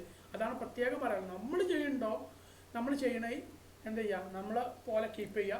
ഇനി പഴയ ആളുകൾ ചെയ്തതിൽ വർക്ക് ചെയ്യണം എന്നുണ്ടെങ്കിൽ അവർ പെർമിഷൻ വാങ്ങുക. ഞാൻ അങ്ങനത്തെ അതിൻ്റെ കോൺഫിഗറേഷനൊക്കെ സെറ്റ് ചെയ്യാൻ പോവുകയാണ്. ഒരാളോട് ഒരു ബ്രാഞ്ച് സെറ്റ് ചെയ്ത് കഴിഞ്ഞാൽ ആ ബ്രാഞ്ചിലെ അയാൾക്ക് പുഷ് ചെയ്യാൻ പറ്റുള്ളൂ. ഇപ്പോൾ മറ്റൊരാളെ ബ്രാഞ്ചിലേക്ക് പുഷ് ചെയ്യണമെങ്കിൽ എൻ്റെ പെർമിഷനോ അല്ലെങ്കിൽ ആ ചെയ്ത ആളെ പെർമിഷനോ കിട്ടണോ എങ്കിൽ അങ്ങനത്തെ രീതിയിലാണ് ഞാനതൊരു കോൺഫിഗറേഷനൊക്കെ സെറ്റ് ചെയ്യണം. അത് ഒരു പ്ലാൻ ഉണ്ട്. കാരണം ചില ആളുകൾ ചെയ്തത് കുറച്ചും കൂടി ആ ചെയ്ത് കണ്ടിട്ടുണ്ടെങ്കിൽ ചില ആളുകൾക്ക് മനസ്സിലാവും, ഇതിനെക്കാട്ട് കുറച്ചും കൂടി ബെറ്റർ ആയിട്ട് കോഡ് ചെയ്യാൻ ഇങ്ങനെ പറ്റുമല്ലോ എന്നുള്ളത്. എന്നിട്ട് അവരെ പെർമിഷൻ കിട്ടിക്കഴിഞ്ഞാൽ ഇത് ഇങ്ങനെയാണ് അവർ മീറ്റപ്പൊക്കെ നടത്തി നല്ലൊരു അപ്രോച്ചായി കണ്ടെത്തിയിട്ട് പിന്നെ രണ്ടാളും പുഷ് ചെയ്തോട്ടെ. അത് നല്ലൊരു ആശയമാണല്ലോ. അപ്പോൾ കുറച്ചും കൂടി ബെറ്റർ കോഡ് നമുക്ക് പിന്നെ ഇതിലേക്ക് വരുന്ന ആളുകൾക്ക് കിട്ടും. എന്താ അതിനെക്കുറിച്ച് നിങ്ങളൊരു അഭിപ്രായം? വളരെ നല്ലൊരു അഭിപ്രായം. പിന്നെ വേറൊരു കാര്യം പറഞ്ഞാൽ ഈ ബ്ലോക്ക് ലൈബ്രറിന്റെ ഒഫീഷ്യൽ ഡോക്യുമെന്റേഷന് പോയില്ല. അതെ, ബ്ലോക്ക് ലൈബ്രറിയിൽ അവർ ഒഫീഷ്യൽ ഡോക്യുമെന്റേഷനിൽ അവർ 5-6 പ്രോജക്ട്സ് കൊടുത്തിട്ടുണ്ട്. അതെ അതെ അതിൽ അവരൊരു സ്ട്രക്ചർ ഫോളോ ചെയ്തിട്ടുണ്ട്. അതെ അത് നോക്കിയിട്ടുണ്ടോ? അത് അടിപൊളി സ്ട്രക്ചറാണ്. അവരെ ഒരു ടൈമറിന്റെ ഒരു ഫസ്റ്റ് സ്റ്റാർട്ട് ചെയ്യുന്ന ഒരു പേര്, പിന്നെ ഫേസ് ലോഗിന്റെ ഒരു വളരെ പേജുണ്ട്, പിന്നെ സിമ്പിളാണ്, ലൈറ്റ് വെയിറ്റ് ആണ്, ഒന്നുമില്ല. എന്നാൽ പെട്ടെന്ന് മനസ്സിലാവും ചെയ്യും. എങ്ങനെ ഏതാ വളരെ സിമ്പിൾ കാര്യമല്ല ടൈമറിന്റെ കാര്യം കൊടുത്തിട്ടുള്ളത്. പെട്ടെന്ന് മനസ്സിലാവും ചെയ്യും ആ കാര്യം. അതാണ് ഞാൻ ഉദ്ദേശിച്ചത്. അവിടെ എ പി ഐ കോളിൻ്റെ കാര്യം ഡീപ്പായിട്ട് പറയണില്ല. നമ്മൾ ഇത് എ പി ഐ ആണ് മെയിനായിട്ട് ഫോക്കസ് ചെയ്യുന്നത്. കാരണം നമുക്ക് റിമോട്ട് ആണല്ലോ ആപ്പിൻ്റെ ഉപയോഗം. ടൈമറിന്റെ അതുണ്ട്. പിന്നെ അതിനുശേഷം ഇൻഫിനിറ്റ് സ്ക്രോൾ എന്ന് പറഞ്ഞിട്ട് പിന്നെ ഒരു പാക്കേജ് ഉണ്ട്. പിന്നെ ലോഗിൻ ഉണ്ട്, ഫ്ലട്ടർ ലോഗിൻ ഉണ്ട്. അതെ അതെ പിന്നെ 3-4-5-6 പ്രൊജക്ട് അവർ കൊടുത്തിട്ടുണ്ട്. അതെ അതെ അതില് അവര് സ്ട്രക്ചർ ഫോളോ ചെയ്തിട്ടുണ്ട്. അത് ഭയങ്കര നല്ലൊരു സ്റ്റാൻഡേർഡ് സ്ട്രക്ചർ ആയിട്ട് എനിക്ക് തോന്നുന്നു. കാരണം ആ ഡെവലപ്പ് ചെയ്ത ആളെന്ന് വെച്ചാൽ ഒരു ഫെലിക്സ് ആഞ്ചൽ എന്ന് പറഞ്ഞ ആളാണ്. അയാൾ ഭയങ്കര ഹെവി ഡെവലപ്പറാണ്. അപ്പോൾ അതിന്റെ ബ്ലോക്കിന്റെ ടീമും നല്ല സ്റ്റാൻഡേർഡ് ടീമാണ്. അപ്പൊ അത് നല്ലൊരു ആർക്കിടെക്ചർ ഫോളോ ചെയ്തിട്ടുണ്ട്. പക്ഷേങ്കിൽ ഞാൻ നോക്കി കഴിഞ്ഞാൽ അത് നല്ല മോശമില്ലാത്തൊരു ആർക്കിടെക്ചർ എനിക്ക് തോന്നിയത്. അതെ ഒന്ന് അതെ നോക്കുക. അല്ല, ഇത് മാത്രം ഞാൻ ഇതിപ്പോൾ നമുക്ക് വേണ്ടി മാത്രമാണെന്നല്ല, നീ ഒരു BLOC അല്ലെങ്കിൽ ബ്ലോക്ക് മാത്രമാണെന്നല്ല ഉദ്ദേശിച്ചത്. ഞാൻ ഉദ്ദേശിക്കുന്നത് എല്ലാ അതിപ്പോൾ ഫ്ലട്ടറിൻ്റെ എല്ലാ സ്റ്റേറ്റ് മാനേജ്മെൻറ്റിലും വർക്ക് ചെയ്യുന്ന ആളുകളുണ്ട്, പല സ്റ്റേറ്റ് മാനേജ്മെൻറ്റിലും. അപ്പോൾ എല്ലാവർക്കും എന്തായിരിക്കണം, നമുക്ക് മനസ്സിലാവുന്ന ഒരു രീതിയിൽ അല്ലെങ്കിൽ ആ ഒരു ലെവലിൽ എന്ത് ചെയ്യുക, നമുക്ക് ഇത് കീപ്പ് ചെയ്യാന്നുള്ളൊരു മൈൻഡിലാണ് ഞാനിത് ചെയ്യണത്. അല്ലാതെ വെച്ചാൽ എല്ലാ ഡൊമൈനിലുള്ള അല്ലെങ്കിൽ എല്ലാ സ്റ്റേറ്റ് മാനേജ്മെൻറ്റിലുള്ള പിന്നെ റെപ്പോസിറ്ററിയും ഫോളോ ചെയ്യാൻ പറ്റിയ റെപ്പോസിറ്ററീസും നമ്മൾ ആർക്കിടെക്ചർ സ്റ്റാൻഡേർഡ് കീപ്പ് ചെയ്ത ഒരു ഗിറ്റബ് റെപ്പോസിറ്ററി നമുക്ക് എല്ലാവർക്കും. ഞാൻ ചെയ്തിട്ടില്ല. ഞാൻ ഗെറ്റക്സിൽ മാത്രം കാര്യമായിട്ട് വർക്ക് ചെയ്തിട്ടുള്ളൂ. അപ്പോൾ ഞാനെന്ന് വെച്ചാൽ ഇത് ഒരു ഓപ്പൺ സോഴ്സ് ലൈബ്രറി ആയിട്ടാണ് അല്ലെങ്കിൽ ഓപ്പൺ സോഴ്സ് ഗിറ്റബ് ആയിട്ടാണ് ഉദ്ദേശിക്കുന്നത്. എല്ലാവർക്കും കൊടുക്കാൻ പറ്റിയ രീതിയിൽ ആർക്കും വേണമെങ്കിൽ ഫോളോ ചെയ്യാം എന്നുള്ള മൈൻഡിൽ. ആർക്ക് വേണമെങ്കിലും അവരുടേതായിട്ടുള്ള ആർക്കിടെക്ചർ കീപ്പ് ചെയ്യാം. പല ആൾക്കാർ പ്രൊഡക്റ്റിലായിരിക്കും, പല ആൾക്കാർ സർവീസിലായിരിക്കും. അവരവരെ പിന്നെ എന്ത് ചെയ്യുക, അവരവർ കീപ്പ് ചെയ്യുന്ന കോഡിംഗ് സ്റ്റാൻഡേർഡ് നമുക്ക് അവിടെ എന്ത് ചെയ്യാം, പുഷ് ചെയ്തിട്ട് അവരെ കീപ്പ് ചെയ്യുന്നത് ഇടാം. എന്നിട്ടൊരു ഡെവലപ്പർ വന്നിട്ട് നോക്കുകയാണ് ഇതിൽ കുഴപ്പമില്ലാത്ത സ്റ്റാൻഡേർഡാണ്, ഡെവലപ്പർക്ക് വേണ്ട ഏത് സ്റ്റാൻഡേർഡ് വേണമെങ്കിലും ഫോളോ ചെയ്യാം. എൻ്റെ പിന്നെ നേറ്റീവില് നമ്മള് സ്റ്റേറ്റ് മാനേജ്മെന്റ് ചെയ്യുന്നില്ല, എങ്ങനെ ചെയ്യുന്നത്? നേറ്റീവിൽ സ്റ്റേറ്റ് മാനേജ്മെന്റ് ഇൻബിൽട്ട് ആയിട്ട് തന്നെ വരുന്നുണ്ട്. ആ അവിടെ എന്നുവെച്ചാ റിമെമ്പർ എന്ന് പറഞ്ഞൊരു കോൺസെപ്റ്റാണ്. അത് അല്ല, അത് കോട്ട്ലിലല്ലേ? കമ്പോസില് ജാവയിൽ എങ്ങനെയാ? ജാവയിൽ സ്റ്റേറ്റ് മാനേജ്മെന്റ് എന്ന കോൺസെപ്റ്റ് ഇല്ല. അപ്പൊ പിന്നെ എങ്ങനെ നമ്മള് ഡാറ്റ പ്രോസസ്? ജാവയിലും ഇതിലും ഇല്ല. അതായത് കോട്ട്ലിൻ്റെ XML വെച്ചിട്ടുള്ള കോൺസെപ്റ്റിലും ഇല്ല. കമ്പോസിലാണ് സ്റ്റേറ്റ് മാനേജ്മെന്റിന്റെ കാര്യം പറയുന്നത്. അപ്പൊ എങ്ങനെയാ അത് ഡാറ്റ എങ്ങനെ സ്റ്റോർ ചെയ്യാം? ഡാറ്റ സ്റ്റോർ ചെയ്യാന്ന് പറഞ്ഞു കഴിഞ്ഞാൽ വേരിയബിളിലൊക്കെ സ്റ്റോർ ചെയ്യുന്നുണ്ട്. ഡാറ്റ വേരിയബിൾ മീൻസ് ഡാറ്റ മോഡലിലേക്ക് സ്റ്റോർ ചെയ്യുന്നുണ്ട്. മോഡലിന് വരുന്ന സമയത്ത് ജാവയിലാണെങ്കിൽ ലൈവ് ഡാറ്റ എന്ന് പറഞ്ഞൊരു കോൺസെപ്റ്റാണ് ഉപയോഗിക്കുന്നത്. ലൈവ് ആയിട്ട് ഡാറ്റ, അത് ഡാറ്റ അവിടെ എന്ത് ചേഞ്ച് വെച്ചാൽ UI പ്രൊജക്റ്റ് ചെയ്ത് കാണിക്കും. അതാണ് ലൈവ് ഡാറ്റ. അപ്പൊ നമ്മൾ മാനുവലായിട്ട് ഒന്നും ചെയ്യണ്ട, ഓട്ടോമാറ്റിക് അപ്ഡേറ്റ് ആവും. ഓട്ടോമാറ്റിക് ചെയ്തോളൂ. എന്നാൽ ഈ ലൈവ് ഡാറ്റക്ക് കുറെ പ്രശ്നങ്ങളുണ്ട്. വ്യൂ മോഡലുമായി ബന്ധപ്പെട്ട്. വ്യൂ മോഡൽ അറിയില്ലേ? അങ്ങനെ കുറച്ച് കാര്യങ്ങളുണ്ട്. അപ്പോൾ ഈ ലൈവ് ഡാറ്റക്ക് കുറേ ഇഷ്യൂസ് ഉണ്ടായതുകൊണ്ടാണ് കോട്ട്ലിനിൽ കോറൂട്ടീൻ എന്ന് പറഞ്ഞാൽ ഫ്ലോ എന്ന് പറഞ്ഞൊരു കോൺസെപ്റ്റ് വന്നത്. ഫ്ലോ എന്ന് പറഞ്ഞു കഴിഞ്ഞാൽ ശരിക്കും പറയുന്നത് നമ്മൾ സ്ട്രീമിംഗ് അല്ലേ,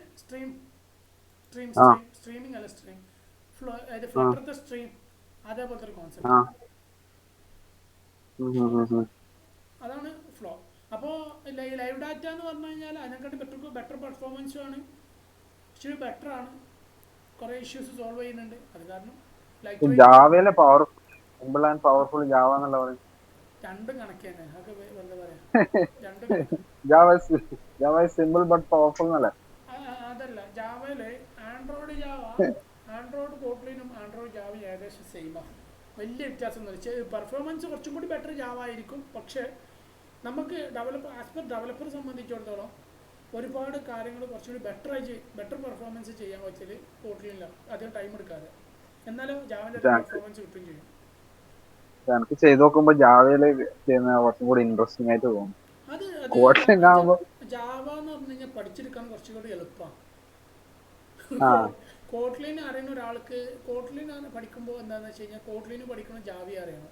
അങ്ങനെ ഒരു പ്രശ്നമുണ്ട്. അങ്ങനെ ഒരു ചലഞ്ച് ഉണ്ട്. ബെറ്റർ ബ്രോ ആദ്യം ജാവ പഠിച്ചോ, എന്നിടത്ത് പരിപാടി പിന്നീട് കോട്ട്ലിനിലേക്ക് മൈഗ്രേറ്റ് ചെയ്താൽ വളരെ ഈസി ആയിട്ട് മൈഗ്രേറ്റ് ചെയ്യാം. ഡാർട്ട് പഠിക്കുന്ന ജാവ അറിയാം. ജാവ അറിയുന്നവർക്ക് ഡാർട്ട് പഠിക്കാൻ വളരെ എളുപ്പമാണ്. അതെ, അതുകൊണ്ട് ഞാൻ പറഞ്ഞത് ഡയറക്റ്റ്ലി നമ്മള് അറിയുന്നത് വെച്ചിട്ട് അവിടെ ഞാൻ ഇത് ചെയ്യാൻ നോക്കുന്നത്. ആൻഡ്രോയിഡ് ജാവ ചെയ്യാൻ നോക്കുന്നത് ഓൾറെഡി. നീ ജാവ പഠിച്ചു കഴിഞ്ഞാൽ കോട്ട്ലിൻ പഠിക്കാൻ വളരെ എളുപ്പമാണ്. കോട്ട്ലിൻ ഞാൻ പഠിക്കാൻ വേണ്ടി നോക്കിയ, പക്ഷെ കോട്ട്ലിൽ ഈ മറ്റേ ടൈപ്പ് ഇൻഫറൻസ് ഇല്ലേ, വേറെ എന്തെല്ലാം പറഞ്ഞിട്ട് അതൊന്നും ശരിയല്ല. അതുകൊണ്ടാണ് പിന്നെ ജാവ തന്നെ കറക്റ്റ് സ്റ്റാറ്റിക് ടൈപ്പ് അല്ലേ. കുറച്ചും കൂടി ലേണിംഗ് കർവ് കുറച്ചും കൂടി കൂടുതലാണ് കോട്ട്ലിനിൽ. അതാണ്, വേറെ ഒന്നുമല്ല. അത് മനസ്സിലായി കുറച്ചാണ്ട് ജാവയിൽ വർക്ക് ചെയ്യുമ്പോൾ എനിക്ക് മനസ്സിലാവും കോട്ട്ലിൻ എന്താണ്. പിന്നെ ഈ കോട്ട്ലിൻ ഒന്നും പോകില്ല. അത് അങ്ങനെ നൾ സേഫ്റ്റി ഒക്കെ ഇല്ലേ, അതൊക്കെ പെർഫെക്റ്റ് ആയിട്ട് കോട്ട്ലിൻ. അതിപ്പോ ഡാർട്ടിലുണ്ട്, എല്ലാം ഉണ്ട്. പക്ഷെ ഞാൻ പറയുന്നത് അതാണ് ജാവന്റെ ബ്യൂട്ടി അല്ലേ? നമ്മൾ തന്നെ എല്ലാം ഹാൻഡിൽ ചെയ്യാം ഓരോ സാധനം. അല്ല, ഒരു കോർ ലെവലിൽ പോകുന്ന ഒരാളെ സംബന്ധിച്ചിടത്തോളം ഞാൻ പറയും, ഞാനൊക്കെ കോർ ലെവലിലേക്ക് ഇറങ്ങണം എന്ന് വിചാരിച്ച് നിൽക്കുന്ന ഒരാളാണ്. പക്ഷെ ഞാൻ ജാവ പഠിക്കൂല. ഇപ്പോൾ എനിക്ക് ജാവ ഓൾറെഡി അറിയാം. അപ്പോൾ ഞാൻ എന്താ ചോദിച്ചാൽ ഞാൻ CMake-ലേക്കാണ് ഇനി ഇറങ്ങുകയാണെങ്കിൽ. അത് CPP അങ്ങനത്തെ സംഭവം ജാവ നേറ്റീവ് ഇന്റർഫേസ് ഒക്കെ ഉപയോഗിച്ചിട്ട് അതിനും പറ്റി നമുക്ക് CH കോഡ് ചെയ്ത് ഉണ്ടാക്കാൻ പറ്റുമോ നോക്കും. കാരണം നമുക്ക് അതാണ് നമ്മൾ സ്കിൽ ഇമ്പ്രൂവ് ചെയ്യണമെങ്കിൽ അങ്ങനെ ഇറങ്ങണം.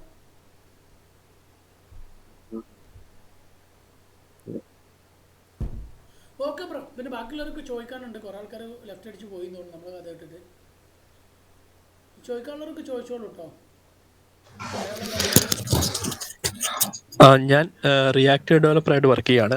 എനിക്കിപ്പോൾ ഒരു അടുത്ത സ്റ്റേജിലോട്ട് പോയാൽ കൊള്ളാമെന്നുണ്ട്. എനിക്കിപ്പം റിഡക്സ് പിന്നെ ബേസിക് ഫ്രണ്ട് എൻഡ് കാര്യങ്ങളൊക്കെ അറിയാം. അപ്പം ഞാൻ ഇനി മുമ്പോട്ട് എന്താണ് പഠിക്കേണ്ടതെന്നുള്ള കൺഫ്യൂഷൻ ഇരിക്കുക.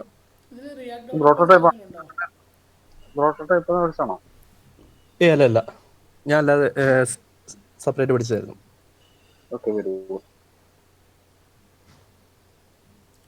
എന്തെങ്കിലും പറയാനുണ്ടോ ആരെങ്കിലും ഈ കാര്യത്തെ കുറിച്ച്?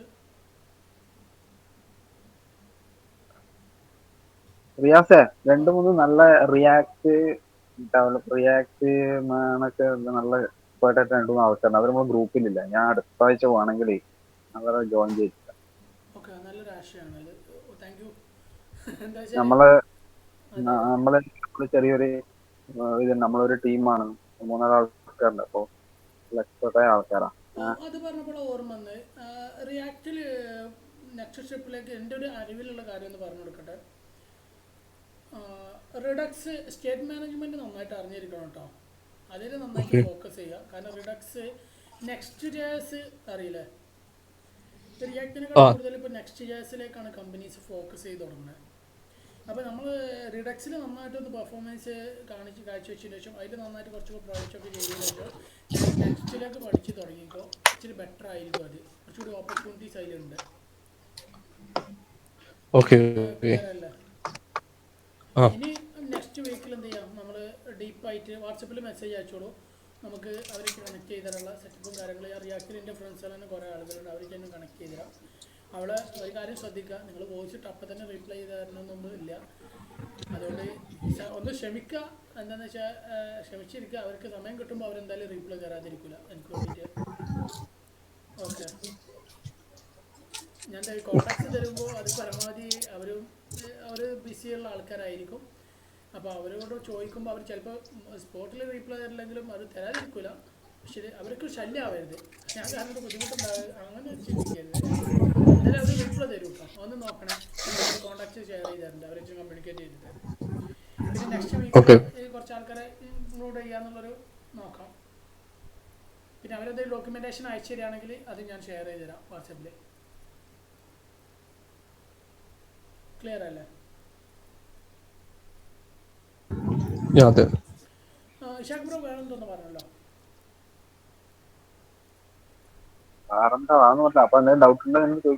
നമുക്കിതൊരു ഓഫ്ലൈൻ മീറ്റപ്പ് നടത്തിയാലോ?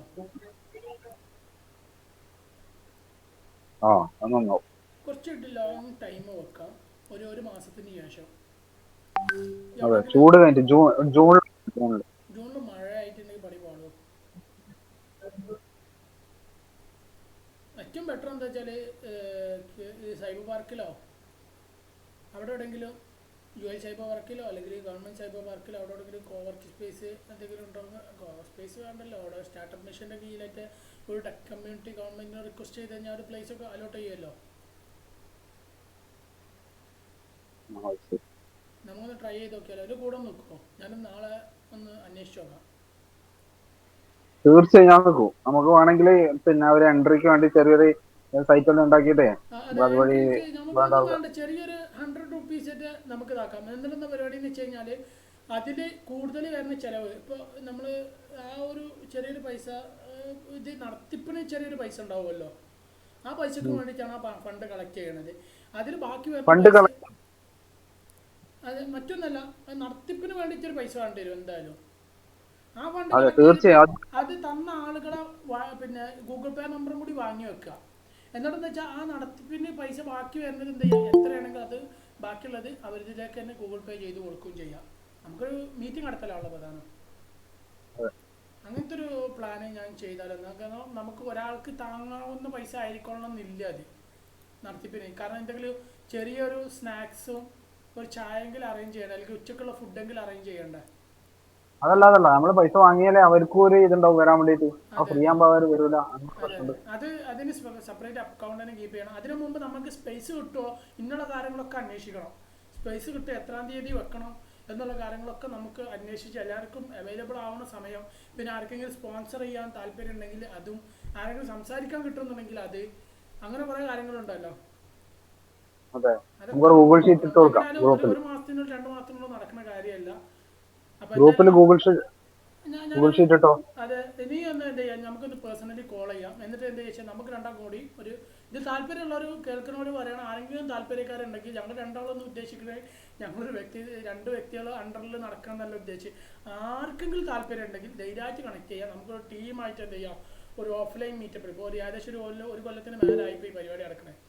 നമുക്ക് എന്ത് ചെയ്യാം, സെറ്റായിട്ട് പരമാവധി താല്പര്യമുള്ള ആൾക്കാരൊക്കെ പറഞ്ഞോളൂ. കൊച്ചി നോക്കണ്ടോ? സൈബർ പാർക്ക് കൊച്ചിയിലാകുമ്പോൾ കുറച്ചും കൂടി ട്രാഫിക്കും കാര്യങ്ങളൊക്കെ ബുദ്ധിമുട്ടുണ്ട്. കോഴിക്കോടാകുമ്പോൾ പിന്നെ അത്ര ട്രാഫിക് ഇല്ല, പിന്നെ ഇച്ചിരി കൂടി ബെറ്റർ ഫുഡ് കിട്ടും കോഴിക്കോടാകുമ്പോൾ. നല്ല ഫുഡ്. നമുക്ക് പിന്നെ റഹ്മത്ത് പോവാം. അങ്ങനത്തേക്ക് പോകാന്ന് വെച്ചാൽ അതൊക്കെ ഇതല്ല. ഞാൻ ഉദ്ദേശിക്കുന്നത് എന്താ വെച്ചാൽ നമ്മൾ ജസ്റ്റ് പിന്നെ മോർണിംഗിൽ ഒരു സ്നാക്സ്, ഒരു 10 മണി 11 മണി ടൈമിൽ സ്നാക്കും, ചെറിയ എന്തെങ്കിലും സ്നാക്കും, ഒരു ചായ, ഉച്ചക്ക് ഒരു ബിരിയാണിയോ എന്തെങ്കിലും 2 ഐറ്റം ഫുഡ്, ഒരു ബഫേ പരിപാടി പോലെ ഒരു 2 ഐറ്റം ഫുഡ്, പിന്നെ വൈകുന്നേരം ഒരു സ്നാക്കും ചായയും. പിന്നെ എന്തായാലും ഇതിനൊരു വീഡിയോഗ്രാഫേഴ്സ് വേണ്ടി വരും. വീഡിയോ ഷൂട്ടിങ് നമ്മൾ ആദ്യം നടത്തുന്ന പ്രോഗ്രാമല്ല, ഗ്രാൻഡ് പ്രോഗ്രാമായിട്ട് നടക്കേണ്ടി വരും. ഗ്രാൻഡ് എന്ന് വെച്ച് കഴിഞ്ഞാൽ വലിയ ഹെവി എക്സ്പെൻസീവ് അല്ല ഉദ്ദേശിക്കുന്നത്. ഇതിന് വീഡിയോ ചെയ്യാൻ പറ്റിയ ഒരു സെറ്റപ്പും കാര്യങ്ങളും, ഇങ്ങനത്തെ ഇത്ര കാര്യങ്ങൾ, വേറെ ഒന്നുമില്ല. പിന്നെ ഇത് സംസാരിക്കാൻ കൊണ്ടുവരുന്ന ആൾക്കാർക്ക് നമ്മളിതിൽ പങ്കെടുത്ത ഓരോ ആളുകൾക്കും എന്തെങ്കിലും മൊമെൻറ്റോ അങ്ങനെ എന്തെങ്കിലുമൊക്കെ ഒന്ന് നോക്കേണ്ടി വരും. മൊമെൻ്റ് പങ്കെടുക്കുന്ന ആൾക്കാർക്ക് അല്ലെങ്കിൽ എന്തെങ്കിലും ഒരു ചെറിയ എന്തെങ്കിലും കാര്യങ്ങൾ കൊടുക്കേണ്ടി വരും. അതുപോലെ തന്നെ നമുക്ക് ഈ ഗസ്റ്റുകൾ വരുന്നുണ്ടാവും. ഗസ്റ്റുകൾ വരികയാണെങ്കിൽ അവർക്ക് എന്തെങ്കിലും കാര്യങ്ങൾ കൊടുക്കേണ്ടി വരും. ഇതൊക്കെ നമ്മൾ ഒന്ന് തിങ്ക് ചെയ്യേണ്ട കാര്യം തന്നെയാണ്, വളരെയധികം തിങ്ക് ചെയ്യേണ്ട ഒരു കാര്യമാണ്. കാരണം നമ്മൾ വെറുതെ ഒരാളെ കൊണ്ടുവന്ന് സംസാരിക്കുന്ന കാര്യമില്ലല്ലോ. പിന്നെ അതുപോലെ തന്നെ ഞാൻ ഉദ്ദേശിക്കുന്നത് സ്റ്റാർട്ടപ്പ് മിഷൻ്റെ ചെയർമാൻ ആരാണോ അവരെ കൊണ്ടുവരികയാണെങ്കിൽ, പിന്നെ IT വകുപ്പ് മന്ത്രി നമ്മുടെ റിയാസ് ആണല്ലോ. അത് റിയാസ് എന്ന് വെച്ച് കഴിഞ്ഞാൽ പിണറായി വിജയനാണ്. അപ്പോൾ അവരെ മരുമകനാണ് റിയാസ്. പറയാനായിട്ടില്ല, ഇത് പറയാനായിട്ടില്ല. ആദ്യം നമ്മൾ സ്റ്റാർട്ടിങ്ങിൽ ചെറിയ മീറ്റിംഗ് വെച്ചിട്ട് അതിന് ശേഷം നമ്മൾ ഈ അടുത്ത ലെവലിലേക്ക് പോയാൽ പോലെ അതായിരിക്കും നല്ലൊരു ആശയം കേട്ടോ. പെട്ടെന്ന് ചാടി വീണതിനേക്കാളും നല്ലത് നമ്മൾ അല്ല, വേറൊരു കാര്യമുണ്ട്. നമ്മളിപ്പോൾ ഇത് സ്റ്റാർട്ടിങ് തുടങ്ങി കഴിഞ്ഞാൽ നെക്സ്റ്റ് മീറ്റിംഗ് അടിപൊളിയാവും. കാരണം അവരെ കൂളായിട്ട് നമുക്ക് വിളിക്കാം, നമുക്കൊരു ഇതിൽ വരുന്ന വീഴ്ചകളൊക്കെ അതിൽ പരിഹരിക്കാം. നല്ലൊരു ആശയമാണ് കാര്യം. ഞാൻ അങ്ങോട്ട് തിങ്ക് ചെയ്യില്ല. Thank you. ഇതിപ്പോൾ ഞാൻ ഇതാണ് പറഞ്ഞത്, ഓരോരുത്തർ പറയുമ്പോൾ അഭിപ്രായം പറയുമ്പോൾ ഓരോ കാര്യങ്ങൾ പറയുള്ളൂ, കൃത്യമായിട്ട് പറയുള്ളൂ. ആർക്കും പറയാം. ഞാനൊരാൾ നടത്തുന്നതൊന്നും തിങ്ക് ചെയ്യാൻ നിൽക്കണ്ട. ഇത് നിങ്ങളെല്ലാവരും കൂടി നടത്തുന്നത്, നമ്മളെല്ലാവരും കൂടി ഒന്നിച്ച് നടത്തുകയാണ്. വലിയൊരു കമ്മ്യൂണിറ്റി മീറ്റപ്പ് നമ്മൾ സ്റ്റാൻഡ് ചെയ്യുക, വലിയൊരു കമ്മ്യൂണിറ്റി മെയിൻറ്റെയിൻ ചെയ്യുക. നമ്മുടെ ബാംഗ്ലൂരിന് പരമാവധി ഇങ്ങോട്ട് കേരളത്തിലേക്ക് കൊണ്ടുവരാൻ പറ്റുകയാണെങ്കിൽ ബെറ്റർ. അതായത് കേരളം ഒരു ഇത് സിലിക്കൺ വാലി പോലെ ആക്കാൻ പറ്റുകയാണെങ്കിൽ, നമ്മളതിൽ റിസോഴ്സ് ഇല്ലാത്തതില്ലല്ലോ. ഏറ്റവും കൂടുതൽ ഡെവലപ്പേഴ്സ്, ഏറ്റവും കൂടുതൽ റിസോഴ്സ് ഇന്ത്യയിലുള്ളത് നമ്മളെ കേരളത്തിലാണ്. പ്രത്യേകിച്ച് സോഫ്റ്റ്വെയർ നമ്മളെ കേരളത്തിലാണ് ഏറ്റവും കൂടുതൽ റിസോഴ്സ് ഉള്ളത്. നമ്മളെന്തിനു പുറത്തേക്ക് പോകണം? നമ്മളെ നാട്ടിൽ അങ്ങനെ സംവിധാനം കൊണ്ടുവരാൻ പറ്റുകയാണ്. അതാണ് ശരിക്കും എൻ്റെ ഒരു തിങ്കിങ്. ഇത്ര വലിയ ഇത് സംഭവം ഒരു കാരണവശാൽ ഒരു പക്ഷേ ഞാനാണ് അതിന് കാരണം എന്നുണ്ടെങ്കിലോ പറയാൻ പറ്റൂല. അല്ലെങ്കിൽ നമ്മളെല്ലാവരും ആണ് അതിനൊരു, നമ്മൾ ഈ ടീമാണ് അതിനൊരു കാരണം എന്നുണ്ടെങ്കിൽ നമുക്ക് തിങ്ക് ചെയ്യാൻ പറ്റില്ല. ശരിക്കും നമ്മുടെ ഗ്രൂപ്പിലുള്ള ആൾക്കാരെ വെച്ചിട്ട് തന്നെ നമുക്കൊരു വലിയ പ്രൊജക്ട് നമുക്ക് പുറത്തുനിന്നൊക്കെ എടുക്കാൻ പറ്റും. നമ്മളെല്ലാവരും കൂടെ ഒന്ന് ശ്രമിച്ചിട്ട് ഒരു വലിയൊരു പ്രൊജക്ട് ഒക്കെ നമുക്ക് ചെയ്ത് കൊടുക്കാം. പറയാൻ കാരണം അത് പെട്ടെന്ന് എടുത്ത് ചാടുന്നതിന് മുമ്പ് ഇതേപോലെ മീറ്റപ്പ് ഒക്കെ നടത്തി ഇതേപോലെ ഞാൻ പറയുന്നത് അത് സത്യമാണ്. ബ്രോ പറഞ്ഞത് വളരെ കറക്റ്റാണ്. കാരണം വെച്ചാൽ ശരിക്ക് ഞാൻ ഉദ്ദേശിക്കുന്നത് ശരിക്കും ഇങ്ങനെ ഒരു മീറ്റപ്പും കാര്യങ്ങളൊക്കെ നടത്തിയിട്ടുണ്ടെങ്കിൽ നമ്മൾ വിർച്വൽ കമ്മ്യൂണിക്കേഷൻ പോലെ ആയിരിക്കില്ല റിയൽ വേൾഡ് കമ്മ്യൂണിക്കേഷൻ. നമുക്ക് ആളെ മനസ്സിലാക്കാനും ആളായിട്ട് കമ്മ്യൂണിക്കേറ്റ് ചെയ്യണം. ഒരു പക്ഷേ അത് നല്ലൊരു വലിയൊരു കമ്പനി ഫോം ചെയ്യുന്ന ടീം തന്നെ ആയിരിക്കും. പറയാൻ പറ്റൂല. അത് നമ്മൾ ഡിപ്പെൻഡ് ചെയ്യുന്ന തിങ്ക് ചെയ്യുന്ന കാര്യങ്ങളായിരിക്കില്ല. അപ്പോൾ അതെന്താ വെച്ചാൽ നമ്മൾ കമ്മ്യൂണിക്കേറ്റ് ചെയ്യുക, നമ്മൾ പരസ്പരം നമ്മൾ എക്സ്പീരിയൻസ് ഷെയർ ചെയ്യുക, നല്ലൊരു ടീം ബിൽഡ് ചെയ്യുക. ഇങ്ങനത്തെ കാര്യങ്ങളൊക്കെ ഓഫ്ലൈനിലാകുമ്പോൾ ഒന്നും കൂടി ആളുകളെ മനസ്സിലാക്കാൻ പറ്റും, ഒന്നും കൂടി അണ്ടർസ്റ്റാൻഡ് ചെയ്യാൻ പറ്റും. നമ്മൾ വിർച്വൽ പോലെ അല്ലല്ലോ റിയൽ വേൾഡിൽ കാണുമ്പോൾ. പിന്നെ ചില ആളുകൾക്ക് എറണാകുളത്ത് നിന്ന് ഇല്ലെങ്കിൽ തിരുവനന്തപുരത്തിന് വരുന്നതിൻ്റെ ഒരു ബുദ്ധിമുട്ടുണ്ടാവും. അപ്പോൾ അവർക്ക് വരുന്നതിന് സ്റ്റേ എന്തെങ്കിലും അറേഞ്ച് ചെയ്യണമെങ്കിൽ അതൊക്കെ ഞാൻ സപ്പോർട്ട് ചെയ്തിട്ടുണ്ട്. അത് നമുക്ക് എന്തെങ്കിലുമൊക്കെ വഴി ഉണ്ടാക്കാം. ഇനിയിപ്പോൾ ഒന്നും ഇല്ലെങ്കിൽ നമ്മളെ കൂടെ വർക്ക് ചെയ്യുന്ന ആൾക്കാരുണ്ട്, അവരുടെ കൂടെ റൂമിൽ ഒരു ദിവസത്തിനല്ലേ നമുക്ക് സ്റ്റേ ഉള്ള സംവിധാനങ്ങൾ ഉണ്ടാക്കി തരുന്നുണ്ട്. വീക്കെൻഡിലായിരിക്കും മിക്കവാറും, ശനിയാഴ്ച അല്ലെങ്കിൽ ഞായറാഴ്ച. അങ്ങനെ ആണ് പ്ലാൻ ഉള്ളത്. കാരണം ശനിയാഴ്ച ഞായറാഴ്ച വെക്കുകയാണെങ്കിൽ എല്ലാവർക്കും വീക്കെൻഡ് ആണല്ലോ. അപ്പോൾ അങ്ങനെ വെക്കാനാണ് ഉദ്ദേശിക്കുന്നത്. അത് ഞാനിത് പറയാൻ വേണ്ടി കാരണം പറഞ്ഞല്ല, എന്താ അറിയോ, ഓൾറെഡി നമ്മുടെ അടുത്ത് എല്ലാ റിസോഴ്സും ഉള്ള ഒരു ടീമാണ് നമ്മുടെ കയ്യിൽ ഇപ്പൊ ഗ്രൂപ്പിലുള്ളത്. ആ റിസോഴ്സ് ഇപ്പൊ വേസ്റ്റ് ആണ്. ഇപ്പൊ ആരും അത് ഉപയോഗപ്പെടുന്നില്ല. ശരിക്കും നല്ല ഒരു ആപ്പ് സ്റ്റാർട്ട് മുതൽ ഒരാൾ ഒരു ഐഡിയ കൊണ്ടുവന്ന എൻഡ് വരെ ചെയ്യാൻ പറ്റിയ ഒരു ടീമായിരുന്നു നമ്മളെ ഗ്രൂപ്പിലുണ്ട്, ഓൾറെഡി ഉണ്ടെന്നാണ് എന്റെ വിശ്വാസം. അത് തീർച്ചയായിട്ടും ഈ ആശയം ഇഷാക്ക് മാത്രമല്ല എന്നോട് പറഞ്ഞത്, എന്നോട് ഒരുപാട് ആൾക്കാർ ഇത് പറഞ്ഞിട്ടുണ്ട്. പക്ഷെ ഞാനൊരു ഏകദേശം 10-15 വർഷത്തോളം ബിസിനസ്സിൽ വർക്ക് ചെയ്ത ഒരാൾ, അല്ലെങ്കിൽ ഒരു 10 വർഷം എന്തായാലും ഫാമിലിന് ബിസിനസ് ആയതുകൊണ്ട് ഒരു ബിസിനസ് ലെവലിൽ തിങ്ക് ചെയ്യുന്നതിന് കുറേ റിസ്കുകളുണ്ട്. നമ്മൾ പെട്ടെന്ന് എടുത്ത് ചാടേണ്ട ഒരു കാര്യമില്ല, നല്ലോണം തിങ്ക് ചെയ്തിട്ട് ഇറങ്ങേണ്ട ഒരു കാര്യം ഇങ്ങനത്തെ വിഷയങ്ങളൊക്കെ. അല്ല, ബിസിനസ് ചെയ്യണമെന്നല്ല ഞാൻ പറയുന്നത്. ഞാൻ പറയുന്നത് അത്രയും ഉറങ്ങിക്കിടക്കുന്ന ഒരു നിധിയാണ് നമ്മളെ ഗ്രൂപ്പ് എന്ന് പറയുന്ന സാധനം. അപ്പൊ അത് അതിന് അത് നമ്മൾ അത് ഞാൻ പറഞ്ഞു വെച്ചാൽ എക്സ്ട്രാക്ട് ചെയ്യാൻ പറ്റും. അതെ അത് മറ്റൊരു കാര്യം എന്താണെന്ന് വെച്ച് കഴിഞ്ഞാൽ നമ്മളിപ്പോൾ ബ്രോ പറഞ്ഞ പോലെ നമ്മളിപ്പോൾ ഒരു പ്രൊജക്റ്റ് സ്റ്റാർട്ട് ചെയ്യാമെന്ന് വിചാരിക്കുക. നമ്മളൊരു പ്രൊഡക്റ്റ് ആയിട്ട് ഒരു ഓപ്പൺ സോഴ്സ് പ്രൊജക്റ്റ് സ്റ്റാർട്ട് ചെയ്യാമെന്ന് വിചാരിക്കുക. നമ്മളെ ഡെവലപ്പേഴ്സ് നമ്മളെ ടീമിലുള്ള അല്ലെങ്കിൽ നമ്മുടെ വാട്സപ്പ് ഗ്രൂപ്പിലത്തെ എല്ലാവരും കൂടി കോൺട്രിബ്യൂട്ട് ചെയ്തിട്ട്, പക്ഷെ അതിനെ ഒരു ഓൺലൈൻ അല്ലെങ്കിൽ ഒരു വിർച്വൽ കമ്മ്യൂണിക്കേഷൻ്റെ പോലെയല്ല റിയൽ വേൾഡ് കമ്മ്യൂണിക്കേഷൻ നടന്നതിന് ശേഷം നമ്മളത് പ്ലാൻ ചെയ്യുന്നത്. നമ്മളതിലൊരു ട്രസ്റ്റ് അവർക്ക് കൊടുക്കാൻ പറ്റുന്ന അവരുടെ ട്രസ്റ്റ് നമുക്ക് വാങ്ങണമെന്നുണ്ടെങ്കിലും റിയലി കാണണം. വിർച്വൽ കാണുന്ന പോലെ വിർച്വലി ട്രസ്റ്റ് ഇല്ല എന്നല്ല പറഞ്ഞത്, പക്ഷെ റിയലി കാണുമ്പോൾ അതിന് ഒരു സ്പെഷ്യാലിറ്റി ഉണ്ട്. അത് മനസ്സിലാവുമല്ലോ. ഇത് അങ്ങനെ തന്നെയല്ലേ? അപ്പോൾ അതുകൊണ്ടാണ് ഞാൻ പ്രൈമറിലി ഫോക്കസ് ചെയ്യുന്നത്. പിന്നെ നമുക്ക് എങ്ങനെയെങ്കിലും ഒരു മീറ്റപ്പ് നടത്താൻ പറ്റുകയാണെങ്കിൽ ഏറ്റവും ബെറ്റർ ആയിരിക്കും. ആർക്കും ഒരു നെഗറ്റീവ് പറയാത്ത, എല്ലാവരും കൊണ്ടും നല്ലത് പറയിപ്പിക്കാൻ പറ്റിയ, ഒരു ചരിത്രം തിരുത്താൻ പറ്റിയ നല്ലൊരു കമ്മ്യൂണിറ്റി മീറ്റപ്പ് പ്ലാൻ ചെയ്യാൻ പറ്റുകയാണെങ്കിൽ നന്നായിരുന്നു എന്നുള്ളൊരു ഒരു ആഗ്രഹം എനിക്കുണ്ട്. കാരണം നമ്മൾ എന്തെങ്കിലുമൊക്കെ ചെയ്യണമല്ലോ. ഈ ഫീൽഡിലേക്ക് വന്നിട്ട് വെറുതെ വന്നു പോയിട്ട് കാര്യമില്ലല്ലോ. അപ്പോൾ ഇതിന് താല്പര്യമുള്ള ആൾക്കാർ അർജുൻ എന്തൊക്കെ മെസ്സേജ് അയക്കുന്നത്, ഞങ്ങൾ തമ്മിൽ കമ്മ്യൂണിക്കേഷൻ ഉദ്ദേശിക്കേണ്ട കേട്ടോ. ആർക്കും പറയാം, എല്ലാവരുടെ അഭിപ്രായം എന്താ പറയുക, ഫ്രീഡം ഓഫ് പിന്നെ റിയാക്ഷൻ എന്നാണ്. ഇതിൽ ആർക്കും റിയാക്ട് ചെയ്യാൻ, നെഗറ്റീവ് പറയുകയാണെങ്കിൽ നെഗറ്റീവ് പറയണം. കാരണം എല്ലാം പോസിറ്റീവ് പറഞ്ഞാലും ശരിയല്ലല്ലോ. കാരണം നെഗറ്റീവ് പറയേണ്ടത് നെഗറ്റീവ് തന്നെ പറയണം. എന്തെങ്കിലും ഇങ്ങനെ ഇഷ്യൂസ് ഉണ്ട്, അത് ശരിയല്ല എന്ന് പറയാൻ പറ്റണം. അപ്പോൾ അത് പറയാം. എന്നിട്ട് അത് ആ നെഗറ്റീവിനൊരു സൊല്യൂഷൻ ഉണ്ടെങ്കിൽ അതും കൂടി പറയുകയാണെങ്കിൽ ഒറ്റയ്ക്കും നല്ലതാണ്. അതൊക്കെ പറയാം. എന്താ നിങ്ങളെ ഓരോരുത്തരുടെ അഭിപ്രായം? അങ്ങനെ ഒരു പരിപാടി നടത്തിയാലോ? അതെ, പരിപാടി റിയാസേ, നമ്മൾ നേരത്തെ പറഞ്ഞ സാധനമില്ലേ, പെരിഫറലി ഡാർക്കിൽ പാക്കേജ് ഉണ്ട് കേട്ടോ ഓൾറെഡി. അതെ അതെ. അത് സിയിൽ തന്നെ ഡെവലപ്പ് ചെയ്ത പാക്കേജ് ഉണ്ട് കേട്ടോ. ഓ അടിപൊളി. ആൾക്കാർ മൊത്തം ആം വേർഷൻ 7, റാസ്ബെറി പൈ ഇതെല്ലാം സപ്പോർട്ട് ചെയ്യുന്നുണ്ടോ? ഓ അതായത് പിന്നെ മറ്റേ ഇതില് dark periphery, dark night C periphery library. അതിപ്പോൾ അത് ഞാൻ പറയാൻ വിട്ടുപോയതാ.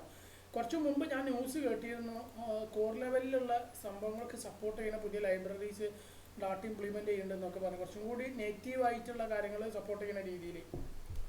അതുമല്ല, ഇത് ഡെവലപ്പ് ചെയ്ത ആരാ അറിയോ? ഒഫീഷ്യലി ഡെവലപ്പ് ചെയ്ത ഫ്ലട്ടർ ഡെവ്. അതന്നെ ഞാൻ പറഞ്ഞത്, ഒഫീഷ്യലി അവര് ഡെവലപ്പ് ചെയ്യുന്ന സംഭവമാണ് ഞാൻ ഉദ്ദേശിച്ചത്. അതന്നെ ഞാൻ പറഞ്ഞത്. IoT ഓൾറെഡി സപ്പോർട്ട് ഉണ്ടല്ലോ. IoT റാസ്ബെറി പൈയുടെ സപ്പോർട്ട് ഓൾറെഡി വന്നിട്ടുണ്ടോ? എനിക്കറിയില്ല, അത് പ്രോപ്പർ പറഞ്ഞപ്പോൾ മനസ്സിലായത്. പക്ഷെ അത് ഡാർട്ട് ചെയ്തിട്ടുണ്ട് കേട്ടോ. ഫ്ലക്സ് ഉപയോഗിക്കുമ്പോൾ സപ്പോർട്ട് ഉണ്ട്, ഉണ്ട്. അതെ അതെ വെറുതെ നോക്കുന്നുണ്ടോ? അതെ അതെ തീർച്ചയായിട്ടും. ഒരുപാട് നമ്മളിന്ന് അറിയിച്ചേട്ടാ സംഭവം എന്തല്ലോ. നമുക്ക് എന്താ പറയാ, ഇതിപ്പോ ബ്രോ പറഞ്ഞ ശ്രദ്ധിച്ചേ, ഇതിപ്പോ ഞാനിങ്ങനെ ചോദ്യം ചോദിച്ചിട്ടില്ല എന്നുണ്ടെങ്കിൽ ഇങ്ങനെ ഇപ്പൊ പറയോ? നമുക്ക് ഇതുള്ള ആവശ്യമില്ല, നമ്മളിത് നോക്കൂ. ആവശ്യമില്ലാത്താണ് ഏറ്റവും വലിയ കാര്യം അല്ലേ? അതെ അതെ. എന്തായാലും നമുക്കൊരു പരിപാടി ചെയ്യാം. നിങ്ങളൊരു താല്പര്യമുള്ള ആളുകളെ നമ്മൾ ഈ ഓഫ്ലൈൻ കമ്മ്യൂണിറ്റി സ്റ്റാർട്ട് ചെയ്യാൻ പോവുകയാണ്. നമ്മളൊരു വാട്സപ്പിൽ ഒരു മെസ്സേജ് അയക്കാൻ പോവുകയാണ്. ഓഫ്ലൈൻ കമ്മ്യൂണിറ്റീൻ്റെ ഒരു പ്ലാൻ ഉണ്ട്. വളരെ പെട്ടെന്ന് തന്നെ, ഏകദേശം ഒരു 3-4 മാസത്തിനുള്ളിൽ തന്നെ നമുക്ക് എന്ത് ചെയ്യണം, ഓഫ്ലൈൻ കമ്മ്യൂണിറ്റി സ്റ്റാർട്ട് ചെയ്യണം എന്നുള്ളൊരു മൈൻഡ് സെറ്റിൽ നമ്മൾ എന്ത് ചെയ്യാണ്, ഒരു പോസ്റ്റ് ഇടാൻ പോവുകയാണ്. താല്പര്യമുള്ള ആൾക്കാരൊക്കെ എന്ത് ചെയ്യുക, പേഴ്സണലി വരിക. നമുക്ക് ഈ ഓഫ്ലൈൻ കമ്മ്യൂണിറ്റിക്ക് വേണ്ടിയിട്ട് ഒരു വാട്സപ്പ് ഗ്രൂപ്പ് സ്റ്റാർട്ട് ചെയ്യണം. അതിൽ ഡിസ്കഷൻസ് നടക്കണം. അതിൽ ഓരോ ദിവസം ചെയ്യേണ്ട ടാസ്കുകൾ പ്ലാൻ ചെയ്യണം. എന്നിട്ട് നമുക്ക് വളരെ വെൽ പ്ലാൻഡ് ആയിട്ട്, ആരെക്കൊണ്ട് ഒരു നെഗറ്റീവ് പറയിക്കാൻ പറ്റാത്ത രീതിയിൽ ബെറ്റർ ആയിട്ട് നമുക്കറിയാം ഒരു ഓഫ്ലൈൻ കമ്മ്യൂണിറ്റി പെട്ടെന്ന് നമുക്കൊന്ന് ഹോസ്റ്റ് ചെയ്യണം. അതിൽ ഡെവലപ്പേഴ്സ് പിന്നെ വീഡിയോ എഡിറ്റേഴ്സ് ഉണ്ടെങ്കിൽ അത്രക്ക് ബെറ്റർ. നമുക്ക് തന്നെ എഡിറ്റ് ചെയ്യും. നമ്മളൊക്കെ നല്ല S24 അല്ലെങ്കിൽ പിന്നെ S23 അല്ലെങ്കിൽ iPhone 15 Pro അല്ലെങ്കിൽ 15 Pro Max 14 Pro അങ്ങനെ ഏതെങ്കിലും ക്യാമറ ഉണ്ട്, അതിനുള്ള സ്റ്റാൻഡും കാര്യങ്ങളൊക്കെ നമുക്ക് അറേഞ്ച് ചെയ്യാം. പിന്നെ മൈക്കും കാര്യങ്ങളൊക്കെ അതൊക്കെ നമുക്ക് സെറ്റപ്പ് ആക്കാം. എന്നിട്ട് നമുക്ക് തന്നെ പറ്റുകയാണെങ്കിൽ വീഡിയോ എഡിറ്റ് ചെയ്ത് പോസ്റ്റ് ചെയ്യാൻ പറ്റുകയാണെങ്കിൽ അത്രക്കും നല്ലത്. പുറത്തുനിന്ന് ഒരാളെ വിളിക്കണ്ടല്ലോ, നമുക്ക് തന്നെ എല്ലാം നമ്മൾ തന്നെ ടക്കീസല്ല. നമ്മളിലുണ്ടാവും അങ്ങനെയൊക്കെ യൂട്യൂബിലൊക്കെ വീഡിയോ ചെയ്യുന്ന ആൾക്കാരൊക്കെ ഉണ്ടാവും, അവരൊക്കെ വിളിക്കാം. പിന്നെ പല യൂട്യൂബേഴ്സിന് നമുക്ക് എന്ത് ചെയ്യാം, പ്രൊമോഷൻസിന് കൊടുക്കാം. നമ്മളിങ്ങനെ ഒരു പ്രോഗ്രാം ഹോസ്റ്റ് ചെയ്യാമെന്ന് പറഞ്ഞുകൊണ്ട്. അപ്പോൾ നല്ലൊരു പ്രോഗ്രാമായിട്ട് ചെയ്യണം എന്നൊരു നല്ലൊരു ആഗ്രഹമുണ്ട്. അപ്പോൾ എത്രത്തോളം വിജയിക്കുമെന്ന് അറിയില്ല. എന്തായാലും നമുക്കൊന്ന് ട്രൈ ചെയ്ത് നോക്കാം. കാരണം ഇതിപ്പോൾ ഞാൻ ഈ കമ്മ്യൂണിറ്റി സ്റ്റാർട്ട് ചെയ്യുന്ന സമയത്ത് തന്നെ എനിക്കൊരു പ്രതീക്ഷ ഉണ്ടായിരുന്നില്ല ഇത്രയൊക്കെ വലുതാവും എന്നുള്ളത്. ഇപ്പോൾ നമ്മുടെ കമ്മ്യൂണിറ്റി എത്ര ആളായി. ഓരോ പൈത്തണൊക്കെ 3 ഗ്രൂപ്പ്, മേഴ്സ്റ്റാക്ക് 3 ഗ്രൂപ്പ്, ഫ്ലട്ടർ 3ാമത്തെ ഗ്രൂപ്പ്. ഇതൊക്കെ ആവുമെന്ന് ഞാൻ സ്വപ്നത്തിൽ വിചാരിച്ചിട്ടില്ല. പക്ഷെ ഇതൊക്കെ വൈഡായി പോയി. അതേപോലെ തന്നെ എനിക്കൊരു ഇപ്പോൾ ഒരു കോൺഫിഡൻസ് ഉണ്ട്. ഈ പരിപാടി നമ്മൾ തുടങ്ങിക്കഴിഞ്ഞാൽ അടിപൊളിയായിട്ട് വിജയിക്കും. നല്ല ഉഷാറായിട്ട് തന്നെ നമുക്ക് ചെയ്യാൻ പറ്റും. ഒരു കാര്യം ശ്രദ്ധിക്കേണ്ടത്, ഇപ്പോഴും മനസ്സിലാക്കേണ്ട ഒരു കാര്യം, എല്ലാവർക്കും എത്തിപ്പെടാൻ പറ്റിയ ഒരു സമയം നമ്മൾ പ്രെഡിക്റ്റ് ചെയ്യുന്നതാണ് ഏറ്റവും നല്ലത്. പരമാവധി എല്ലാവർക്കും എത്തിപ്പെടാൻ പറ്റി. പിന്നെ അവർ എത്തുന്നതിന് മുമ്പ് നമുക്ക് അവർക്ക് സ്റ്റേ മറ്റുള്ള കാര്യങ്ങളൊക്കെ അറേഞ്ച് ചെയ്യണമെങ്കിൽ നമുക്ക് വേണമെങ്കിൽ വല്ല വീടുകളൊക്കെ 1-2 ദിവസത്തിന് നമുക്ക് ബുക്ക് ചെയ്തിടാം. ഒരു വീടോ അല്ലെങ്കിൽ ഫ്ലാറ്റോ അങ്ങനെ ഏതെങ്കിലും, അല്ലെങ്കിൽ വലിയ ഹോസ്റ്റൽ ഏതെങ്കിലും ഉണ്ടെങ്കിൽ അത് ഒരു 1 ഡേ സ്റ്റേ അല്ലേ, അതിനു വേണ്ടി നമുക്ക് വേണമെങ്കിൽ ഒക്കെ നമുക്ക് അറേഞ്ച് ചെയ്യാം. നോക്കാം, നമുക്ക് എല്ലാ സെറ്റപ്പും പരമാവധി നോക്കാം, നമുക്ക് ശ്രമിക്കാം. അതൊക്കെ ആ സമയത്തല്ല, അതൊക്കെ നമുക്ക് എന്തെങ്കിലും കിട്ടും. കോഴിക്കോടല്ലേ, കോഴിക്കോട് പിന്നെ അത്യാവശ്യം പരിചയക്കാരൊക്കെ ഉണ്ട് അവിടെ, നമുക്കൊന്ന് ട്രൈ ചെയ്ത് നോക്കാം. അതൊക്കെ പിന്നീടാണ്. അപ്പോൾ അതിനു മുമ്പ് നമുക്കൊരു ടീം ഉണ്ടാക്കണം, ഈ ഒരു കോർഡിനേഷൻ കമ്മിറ്റി പോലെ. പക്ഷേ ഒരു കാര്യം, ആവേശ കമ്മിറ്റി ആയിരിക്കരുത്. ഇത് എന്നും പ്രോസസ്സ്, ഓരോ ദിവസം കമ്മ്യൂണിക്കേഷൻ വേണം. നിർബന്ധമായിട്ട് വീക്കിലി നമ്മൾ ഓരോ വീക്ക് ചെയ്യേണ്ട കാര്യങ്ങൾ, ജനങ്ങളിലേക്ക് എത്തിക്കേണ്ട കാര്യങ്ങളൊക്കെ പ്ലാൻ ചെയ്യണം. എന്നിട്ട് അതിന് അടുത്ത സ്റ്റെപ്പായിട്ട് എന്തൊക്കെ ചെയ്യണം എന്നുള്ള കാര്യങ്ങളൊക്കെ ഡിസ്കസ് ചെയ്യണം. അപ്പോൾ അത് എത്രയും പെട്ടെന്ന്. എന്താ ഷാക്ക് ബ്രോ, എൻ്റെ അഭിപ്രായം? വളരെ നല്ല അഭിപ്രായം. ഇതിൽ വേറെ ആർക്കെങ്കിലും, മുസബീർ ബ്രോ, അർജുൻ? അതെ, നല്ല അഭിപ്രായം. എല്ലാ കാര്യവും ഈ വീഡിയോ എഡിറ്റിംഗ് ആയാലും ഈ വെബ്സൈറ്റ് ഉണ്ടാക്കണം എല്ലാം നമ്മൾ തന്നെ ചെയ്യാന്ന് വെച്ചാല് അതൊരു ചരിത്രമായിരിക്കുമല്ലോ. അതെ അതെ, നമ്മളിപ്പോൾ എന്താ വെച്ചാൽ ഈ പ്രോഗ്രാം ഹോസ്റ്റ് ചെയ്യാന്ന് പറഞ്ഞു കഴിഞ്ഞാൽ എൻ്റെ ഒരു പ്ലാൻ എന്താണെന്ന് വെച്ച് കഴിഞ്ഞാൽ, ഈ പ്രോഗ്രാമിന് വേണ്ടിയിട്ട് നമ്മളൊരു വെബ്സൈറ്റ് ഡിസൈൻ ചെയ്യും. ഓപ്പൺ സോഴ്സ് വെബ്സൈറ്റ് നമ്മൾ എല്ലാവരും കൂടി ചെയ്തിട്ട് നല്ലൊരു വെബ്സൈറ്റ് ഡിസൈൻ ചെയ്തിട്ട് ഇതിലേക്ക് പ്രോഗ്രാമിലേക്ക് രജിസ്ട്രേഷൻ ഫോം എന്തായിരിക്കും നമ്മൾ അതിലേക്ക് കൊടുക്കുക. ഒന്നാമത്തെ കാര്യം, ഇതിൽ ആർക്ക് UI UX ഡിസൈനേഴ്സ് ഉണ്ട് നമ്മളെ കമ്മ്യൂണിറ്റിയിൽ, അവരെ കൊണ്ടായിരിക്കും ഈ ഡിസൈൻ ചെയ്യിപ്പിക്കുക. വെബ്സൈറ്റ് എങ്ങനെ വരണോ, അതേപോലെ തന്നെ ഒരു ആപ്പ് ഉണ്ടാവും. ഈ ആപ്പ് നമ്മൾ UI UXൻ്റെ ആൾക്കാരെ കൊടുത്തിട്ട് അവരെ കൊണ്ട് ഡിസൈൻ ചെയ്യിപ്പിക്കും. ഈ ആപ്പ് എങ്ങനെ വരണമെന്ന് നിങ്ങൾക്ക് തീരുമാനിക്കാം. ഇതിൽ ഇന്ന കാര്യങ്ങളൊക്കെ ഉൾപ്പെടണം, ബാക്കിയൊക്കെ നിങ്ങൾക്ക് തീരുമാനിക്കും. കോംപ്ലിക്കേറ്റ് അവർ വളരെ സിമ്പിളും ആയിരിക്കണം, നമുക്ക് പെട്ടെന്ന് ചെയ്ത് തരും. ഇതിൻ്റെ ആപ്പ് ഡിസൈൻ ചെയ്യുന്ന ആൾക്കാർ, അതിപ്പോൾ ആപ്പ് ഡെവലപ്മെൻറ്റ് ചെയ്യുന്ന ഫ്ലട്ടർ ആയിരിക്കുക അല്ലെങ്കിൽ നേറ്റീവ് ആയിട്ട് ആർക്കാണ് വേണ്ടത് വെച്ചാൽ ചെയ്യാം. ഏറ്റവും ബെറ്റർ ഞാൻ ഉദ്ദേശിക്കുന്നത് ഫ്ലട്ടർ വെച്ചിട്ട് ചെയ്ത് കഴിഞ്ഞാൽ പിന്നെ iOSനും ആൻഡ്രോയിഡിനും ഒറ്റ കോഡ് ബേസ് മതിയല്ലോ. അപ്പോൾ ഫ്ലട്ടറിൻ്റെ ടീമിന് കൊടുത്തിട്ട് അവരായിരിക്കും ആ ആപ്പ് ഡെവലപ്പ് ചെയ്യുന്നത്. ആപ്പ് ഡെവലപ്പ് ചെയ്തിട്ട് പ്ലേ സ്റ്റോറിൽ ഡിപ്ലോയ് ചെയ്യും. ആ പ്ലേ സ്റ്റോറിൽ ഡിപ്ലോയ്, അതേപോലെ തന്നെ ബാക്ക് എൻഡിൽ നമുക്ക് ഒരുപാട് ടെക്നോളജീസ് ഉണ്ട്. അപ്പോൾ എല്ലാവരോടും അഭിപ്രായം ചോദിച്ചിട്ട് നമുക്ക് ഏതെങ്കിലും ടെക്നോളജി ചൂസ് ചെയ്യാം. ആ ടെക്നോളജി ചൂസ് ചെയ്ത് ബാക്ക് എൻഡ് ഡെവലപ്പേഴ്സ് അതായിരിക്കും. അതേപോലെ ഫ്രണ്ട് എൻഡിലും ഏതെങ്കിലും ടെക്നോളജി ചൂസ് ചെയ്തിട്ട് ആ ടെക്നോളജി ചൂസ് ചെയ്തിട്ട് അവർ അതിൽ വർക്ക് ചെയ്യും. ഡെഡിക്കേറ്റ് ആയിരിക്കും, ഇത്ര സമയത്തിനുള്ള തീർക്കുമാണ്. ചെയ്യുന്നത് കുറച്ച് ചെയ്താൽ മതി ചെയ്യുന്ന ആളുകൾ. അപ്പോൾ അത് ഇത്ര സമയത്തിനുള്ളിൽ നമ്മൾ ഇത്രാം തീയതി നമ്മൾ ഹോസ്റ്റ് ചെയ്യും, അതിനുള്ള മൈൻഡിലായിരിക്കും. പിന്നെ നമ്മൾ ഈ ആപ്പ് നേരിട്ട് ഹോസ്റ്റ് ചെയ്യാം. നമ്മളത് QA ടീമുണ്ട്, QAൻ്റെ കമ്മ്യൂണിറ്റിയിൽ ഈ QA ടീമിന് ഇത് സാധനങ്ങൾ ഹാൻഡ് ഓവർ ചെയ്യും. അപ്പോൾ QA ടീം ഇതിൻ്റെ ഇഷ്യൂസൊക്കെ കണ്ടുപിടിച്ചിട്ട് അവർ പറയുമ്പോൾ നമ്മൾ വീണ്ടും ഡെവലപ്പേഴ്സിന് കൊടുത്ത് അത് പെർഫെക്റ്റ് ആയിട്ട്, നമ്മൾ ഏറ്റവും പെർഫെക്റ്റ് ആയിട്ടായിരിക്കും നമ്മൾ എന്ത് ചെയ്യുക, ഈ സാധനം ഹോസ്റ്റ് ചെയ്യുക. എന്നിട്ടാണ് നമ്മൾ അതിൻ്റെ കൂടെ നമ്മൾ ഇതിങ്ങനെ അടുത്ത പ്രോസസ്സ് നടക്കുന്നുണ്ടാവും. ഈ നമ്മൾ വെബ്സൈറ്റ് ആയിട്ടായിരിക്കും നമ്മൾ, പിന്നെ അല്ലെങ്കിൽ ആപ്പായിട്ടായിരിക്കും നമ്മൾ ഈ ഒരു ആപ്ലിക്കേഷൻസൊക്കെ വാങ്ങിക്കൊണ്ടിരിക്കുക. 1 ടൈം രജിസ്റ്റർ ചെയ്ത ആൾക്ക് വീണ്ടും രജിസ്റ്റർ ചെയ്യാൻ പറ്റില്ല. അങ്ങനെയൊക്കെ ലോജിക്കലി നമ്മൾ ചെയ്തിട്ടായിരിക്കും, അത്ര പെർഫെക്റ്റ് ആയിരിക്കും നമ്മുടെ ആപ്പും നമ്മുടെ വെബൊക്കെ ഉണ്ടാവുക. പിന്നെ കൂടെ ആരെങ്കിലും വരണമെങ്കിൽ സ്റ്റേക്കുള്ള സംവിധാനങ്ങൾ വരെ ആപ്പ് വഴി നമുക്ക് പ്രൊവൈഡ് ചെയ്യാൻ പറ്റുകയാണെങ്കിൽ അത്രയ്ക്ക് ബെറ്റർ. അതാ പിന്നീടുള്ള സ്റ്റെപ്പായിട്ട് നമുക്ക് നോക്കാം. ഇനീഷ്യലി നമ്മൾ രജിസ്ട്രേഷൻ നോക്കുക, എത്ര പേര് വരുന്നുണ്ട്, എത്ര പേര് താല്പര്യമുണ്ട്. പിന്നെ രജിസ്ട്രേഷൻ ഞാൻ പറഞ്ഞില്ല, ഫസ്റ്റ് രജിസ്ട്രേഷൻ ആയത് ഇതിൽ എത്രത്തോളം എക്സ്പെൻസ് വരാമെന്ന് എനിക്ക് പറയാൻ പറ്റില്ല. കാരണം ഞാനിതുവരെ അങ്ങനത്തെ ഒരു സംഭവം നടത്താത്ത ഒരാളാണ്. അപ്പോൾ ഇത് ഞാൻ അന്വേഷിച്ച് നോക്കട്ടെ ഏകദേശം എത്ര എക്സ്പെൻസ് വരുന്നുണ്ട്. അപ്പോൾ ഇതൊക്കെ നമുക്ക് ഫണ്ട് റേസ് ചെയ്യേണ്ടി വരും. അപ്പോൾ വരാൻ സാധ്യതയുള്ള ആൾക്കാർ വെറുതെ രജിസ്റ്റർ ചെയ്ത് പോയാൽ പോരാ. ആ ഒരു ഫണ്ട് വരുന്നത് ഇപ്പോൾ നമ്മൾ കഴിഞ്ഞ ദിവസം ഒരു ന്യൂസ് കണ്ടല്ലോ, ഞാൻ ഓൾറെഡി അങ്ങനത്തെ ഒരു വർക്ക് ചെയ്തത്, അപ്പോൾ അതുകൊണ്ട് എനിക്കറിയാം എങ്ങനെയാണ് അത് സംഭവം ചെയ്തതെന്ന്. കഴിഞ്ഞ ദിവസം നമ്മൾ ന്യൂസ് കണ്ടിട്ടുണ്ട്, ഗൾഫിൽ നിന്ന് ഒരു പ്രവാസിനെ വധശിക്ഷയ്ക്ക് വിധിച്ചപ്പോൾ നമ്മൾ ബോബി ചമ്മണ്ണൂർ സപ്പോർട്ട് ചെയ്തിട്ട് പ്രവാസിനെ കുറിച്ച്. അപ്പോൾ അവിടുത്തെ ഒരു സോഫ്റ്റ്വെയർ അവർ ചെയ്തിട്ടുണ്ട്, ഒരു ആപ്പ് ലൈവായിട്ട് വരുന്ന ഫണ്ടിൻ്റെ ഡീറ്റെയിൽ പബ്ലിഷ് ചെയ്യുന്നൊരു സംഭവം. അതേപോലെ നമ്മുടെ ആപ്പിലേക്ക് ഓരോ പൈസ വരുന്ന, നമ്മുടെ അക്കൗണ്ടിലേക്ക് വരുന്ന ഓരോ പൈസയും ആ സമയത്ത് അവിടെ ലൈവായിട്ട് അപ്ഡേറ്റ് ചെയ്യും. ആരാണ് ആ പൈസ അയച്ചത് എന്നുള്ള കാര്യങ്ങൾ വരെ ഫുൾ ട്രാൻസ്പാരൻ്റ് ആയിരിക്കും. ഒരു സംശയത്തിന് വകുപ്പില്ലാത്ത രീതിയിൽ ഫുൾ ട്രാൻസ്പാരൻ്റ് ആയിരിക്കും എല്ലാ ആപ്പ് കാര്യങ്ങളും. ഫ്ലട്ടറിലല്ലേ ഇത്? അത് ആ ഫ്ലട്ടറിലാണ് ചെയ്ത്. അതാണ് ഞാൻ പറഞ്ഞത്, അത്രയ്ക്ക് പെർഫെക്റ്റ് ആയിട്ടായിരിക്കും നമ്മൾ ചെയ്യുന്നുണ്ടാവുക. അപ്പോൾ പക്ഷെ അത് ആപ്പിന്റെ ക്വാളിറ്റി ഒന്നും ഇല്ലല്ലോ, ആപ്പിന് അത് വലിയ ക്വാളിറ്റി നോക്കണ്ട, ഇല്ല. ആപ്പിന്റെ ക്വാളിറ്റി അല്ല അത് നോക്കിയിട്ട് കാര്യമില്ല. നമ്മളൊക്കെ വിഷയത്തിലേക്ക് വരാം. പരിപാടി നടന്നത് അല്ലേ? പരിപാടി നന്നായാൽ മതി. അത് ഐഡിയക്കാണ് ഞാൻ പറഞ്ഞില്ലേ, പ്രൊജക്റ്റിനല്ല മാർക്കറ്റ്, ഐഡിയക്കാണ് മാർക്കറ്റ്. തീർച്ചയായും 100% അങ്ങ് പ്രൊജക്റ്റ് സെക്കൻഡറി ആണ്, ബുദ്ധിയാണ്. അതായത് നമ്മൾ ലോജിക്കലി ഒരു പ്രൊഡക്റ്റ് എന്ത് കൊണ്ടുവരണം എന്നുള്ള അത് എത്രത്തോളം ഇന്നോവേറ്റീവ് ആണോ അതിന് മാർക്കറ്റ് എന്ത് പൊട്ടത്തരായാലും കുഴപ്പമില്ല. പിന്നീട് നമ്മൾ ഒരു സോഫ്റ്റ്വെയറും പെർഫെക്റ്റ് അല്ല ഇറങ്ങുന്ന സമയത്ത് അത് ഒരുപാട് ഇഷ്യൂസ് വന്നിട്ട് പിന്നെ മെയിൻറ്റെയിൻ. ഈ ഫേസ്ബുക്ക് ഒക്കെ തുടങ്ങുന്ന സമയത്ത് എന്തായിരുന്നു അവസ്ഥ? തുടങ്ങുന്ന സമയത്ത് ഉപയോഗിച്ചിട്ടുണ്ടോ?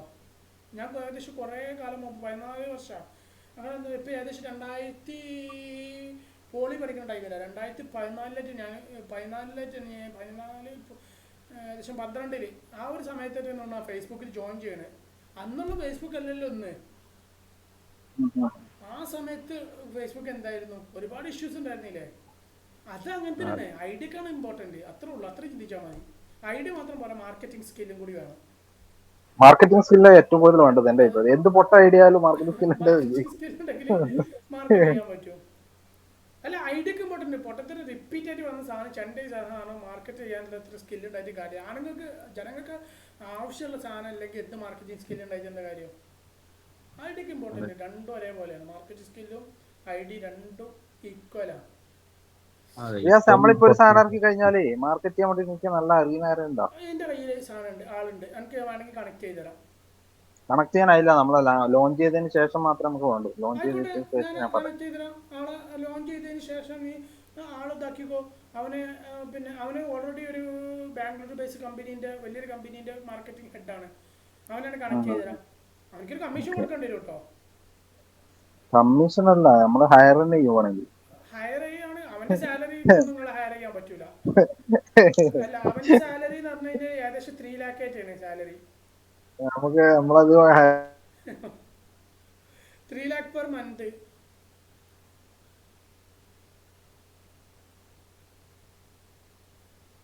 വോയിസ് ബ്രേക്ക് ആവുന്നുണ്ട് കേട്ടോ Shek bro. 3 lakh per month എന്ന് പറഞ്ഞാൽ ബ്രേക്ക് ആയിരിക്കും. ആ സാലറിക്കൊക്കെ അവനക്ക് കൊടുക്കാം. നമുക്ക് അപ്പൊ അവനക്ക് അതിനെക്കാട് ബെറ്റർ ഒക്കെ ഹലോ നമ്മള് ഇൻവെസ്റ്റേഴ്സിന്റെ അവരേജ് ഹയർ എന്ന് പറഞ്ഞത്. അത് ഏറ്റവും നമ്മളെപ്പോഴും ചിന്തിക്കേണ്ട ഒരു കാര്യം. നമ്മൾ വെറുതെ പറഞ്ഞ ഞാൻ പറഞ്ഞോളൂ, ഹയർ ചെയ്യാന്നുള്ള. അതെ ഏറ്റവും ബെറ്റർ എന്താ വെച്ചാൽ ഞാൻ ബിസിനസ്സിൽ കുറെ കാലം വർക്ക് ചെയ്തൊരു എക്സ്പീരിയൻസ് കൊണ്ട് ഞാൻ മനസ്സിലാക്കിയൊരു കാര്യം എന്താണെന്ന് വെച്ച് കഴിഞ്ഞാൽ, നമ്മൾ ഒരു ഇൻവെസ്റ്റ്മെൻറ്റിനേക്കാൾ അപ്പുറം നമ്മൾ പരമാവധി ഇനീഷ്യലി എക്സ്പെൻസ് ചുരുക്കിയിട്ട് പരമാവധി പ്രൊഡക്ടിവിറ്റി ഉണ്ടാക്കുക എന്നുള്ളതാണ്. നമ്മൾക്കൊരു സ്റ്റേജ് ഉണ്ട്. നമുക്കൊരു ഫണ്ട് റേസ് ചെയ്ത് തുടങ്ങുന്ന സ്റ്റേജിൽ പോലും പല ആൾക്കാരും ഫണ്ട്, ഇപ്പോൾ ബൈജൂസ് 8 നില പൊട്ടി. അതിൻ്റെ റീസൺ എന്താണെന്ന് വെച്ച് കഴിഞ്ഞാൽ അവർക്ക് ഫണ്ട് വന്നു കഴിഞ്ഞപ്പോൾ കൈകാര്യം ചെയ്യാനുള്ള ഐഡിയ ഇല്ലാതായി പോയി. അത് എങ്ങനെ കൂടുതൽ ഉണ്ടാക്കണം, അങ്ങനെ എങ്ങനെ ഉണ്ടാക്കണം എന്നുള്ളത് അവർക്ക് അറിയില്ല, അവർക്ക് കൈകാര്യം ചെയ്യാൻ അറിയില്ല. അതുകൊണ്ടാണ് അവർ പൊട്ടിയത്. Money management is much important for every business man. ഒരു ബിസിനസ് മാൻ ആണോ മണി മാനേജ്മെൻറ്റ് മണി കൈകാര്യം ചെയ്യാൻ അറിയില്ല എന്നുണ്ടെങ്കിൽ അവൻ പൊട്ടും. 100% ഷുവറാണ്. ബിസിനസ് മാത്രമല്ല, പേഴ്സണലി മണി മാനേജ് ചെയ്യാൻ അറിയാൻ പൊട്ടും. പേഴ്സണലി മണി മാനേജ്മെന്റ് ആണ് ഒരു ബിസിനസിന്റെ വിജയം, അല്ലാതെ business finance money management finance എന്ന് വെച്ച് കഴിഞ്ഞാൽ മണി മാനേജ്മെന്റ് നമ്മളൊരു വാക്കാണ് പറയുന്നത്. ഫൈനാൻസ് മൊത്തത്തിൽ, അതായത് അസറ്റ് ആണെങ്കിലും അത് റിസോഴ്സ് ആണെങ്കിലും പണമാണെങ്കിലും എന്താണെങ്കിലും മാനേജ്മെന്റ് എന്ന് പറഞ്ഞാൽ ഭയങ്കര സംഭവമാണ്. അത് കൈകാര്യം ചെയ്യാൻ അറിയാത്ത ഒരാളാണെങ്കിൽ ബിസിനസ്സിൽ പൊട്ടും. അപ്പോൾ നമ്മൾ പല ആൾക്കാരും പൊട്ടാനുള്ള ഒരു റീസണ് ഞാൻ മനസ്സിലാക്കി. ഇത്ര കാലത്ത് റിസർച്ചിനുള്ളിൽ ഒരു ബിസിനസ് തുടങ്ങും. ആ ബിസിനസ്സിന് ഒരു പീക്കിൽ ഒരു ലോ ലെവൽ ഉണ്ടാവും. ആ ലെവലിൽ കയറി അത്യാവശ്യം നല്ലൊരു ഫണ്ട് വരുന്ന ടൈമുണ്ട് ഏതൊരു ബിസിനസ്സിനും. ആ ഫണ്ട് വരുന്ന ടൈമിൽ കൈകാര്യം ചെയ്യാൻ അറിയാത്തതുകൊണ്ടാണ് പല രീതിയിൽ അവർ പലതും ചെയ്യും. ആ സമയത്താണ് ഒരു പൊക്കിലോട്ട് അവരപ്പോൾ നല്ലൊരു ഹൈപ്പിൽ ഇങ്ങനെ കുറച്ച് കാലം നിൽക്കും. പിന്നെ എവിടെയെങ്കിലും ഒരു വീഴ്ച പറ്റും. ആ വീഴ്ചയിൽ അവർക്ക് പിടിച്ചിരിക്കാൻ പറ്റില്ല, മൊത്തത്തിൽ അടപടലോ നിലത്ത് വീഴും. അതാണ് സാധാരണ സംഭവിക്കാറുള്ളത്. പക്ഷേ ആ വീഴ്ചയിൽ ചില ആളുകൾ മാത്രം രക്ഷപ്പെടും. ചില ആൾക്കാർ അതോടുകൂടി ആ ബിസിനസ് സ്റ്റോപ്പായി ഇനി വലിയ ബിസിനസ് മേഖലയൊക്കെ ഇല്ലാത്ത യാസേ, രീതിയിലാണ്. സംഭവം ഞാനേ ഇപ്പൊ ഒരു കോള് വരുന്നു എനിക്ക് അർജന്റായിട്ട്. ഓക്കെ, ആയിക്കോട്ടെ, ഞാൻ നമുക്കൊന്ന് ലീവ് ചെയ്തോട്ടെ. വൈൻഡപ്പ് ചെയ്യാം. അതിന് മുമ്പ് എന്താ വെച്ചാൽ ഞാൻ എന്ത് ചെയ്യാം, എൻ്റെ PM-ൽ ഒന്ന് വരിക താല്പര്യമുള്ള ആൾക്കാരൊക്കെ, എന്നിട്ട് നമുക്കൊരു വാട്സപ്പ് ഗ്രൂപ്പ് സ്റ്റാർട്ട് ചെയ്യാം. നമുക്കൊരു ഓഫ്ലൈൻ കമ്മ്യൂണിറ്റീൻ്റെ ഒരു പ്ലാനിങ്ങും കാര്യങ്ങളൊക്കെ, ആക്ഷൻ പ്ലാൻ ഇപ്പോൾ ഏകദേശം പറഞ്ഞല്ലോ എങ്ങനെയൊക്കെയാണ് വരുന്നത്. പിന്നെ നമുക്ക് ബാക്കി ഗ്രൂപ്പിൽ ഡിസ്കസ് ചെയ്യാം. അതായിരിക്കും ഇച്ചിരി കൂടി ബെറ്റർ, ഇവിടെ സമയം കളയുന്നതിനേക്കാളും നല്ലത്. ഓക്കെടാ, എന്നാൽ താങ്ക് യു സോ മച്ച്. വേറെ എന്തെങ്കിലും പറയാനുണ്ടോ ആർക്കെങ്കിലും? ഇല്ല, ഒന്നുമില്ല. ഓക്കെ, ശരി, താങ്ക് യു. ഒന്ന് വാട്സപ്പിൽ വരണേ, നമുക്കൊരു ടീം ഉണ്ടാക്കണം, സെറ്റാക്കിയിട്ട് ഒരു ടീം ഉണ്ടാക്കണം. ഓക്കെ. ഓക്കെ, ശരി, താങ്ക് യു.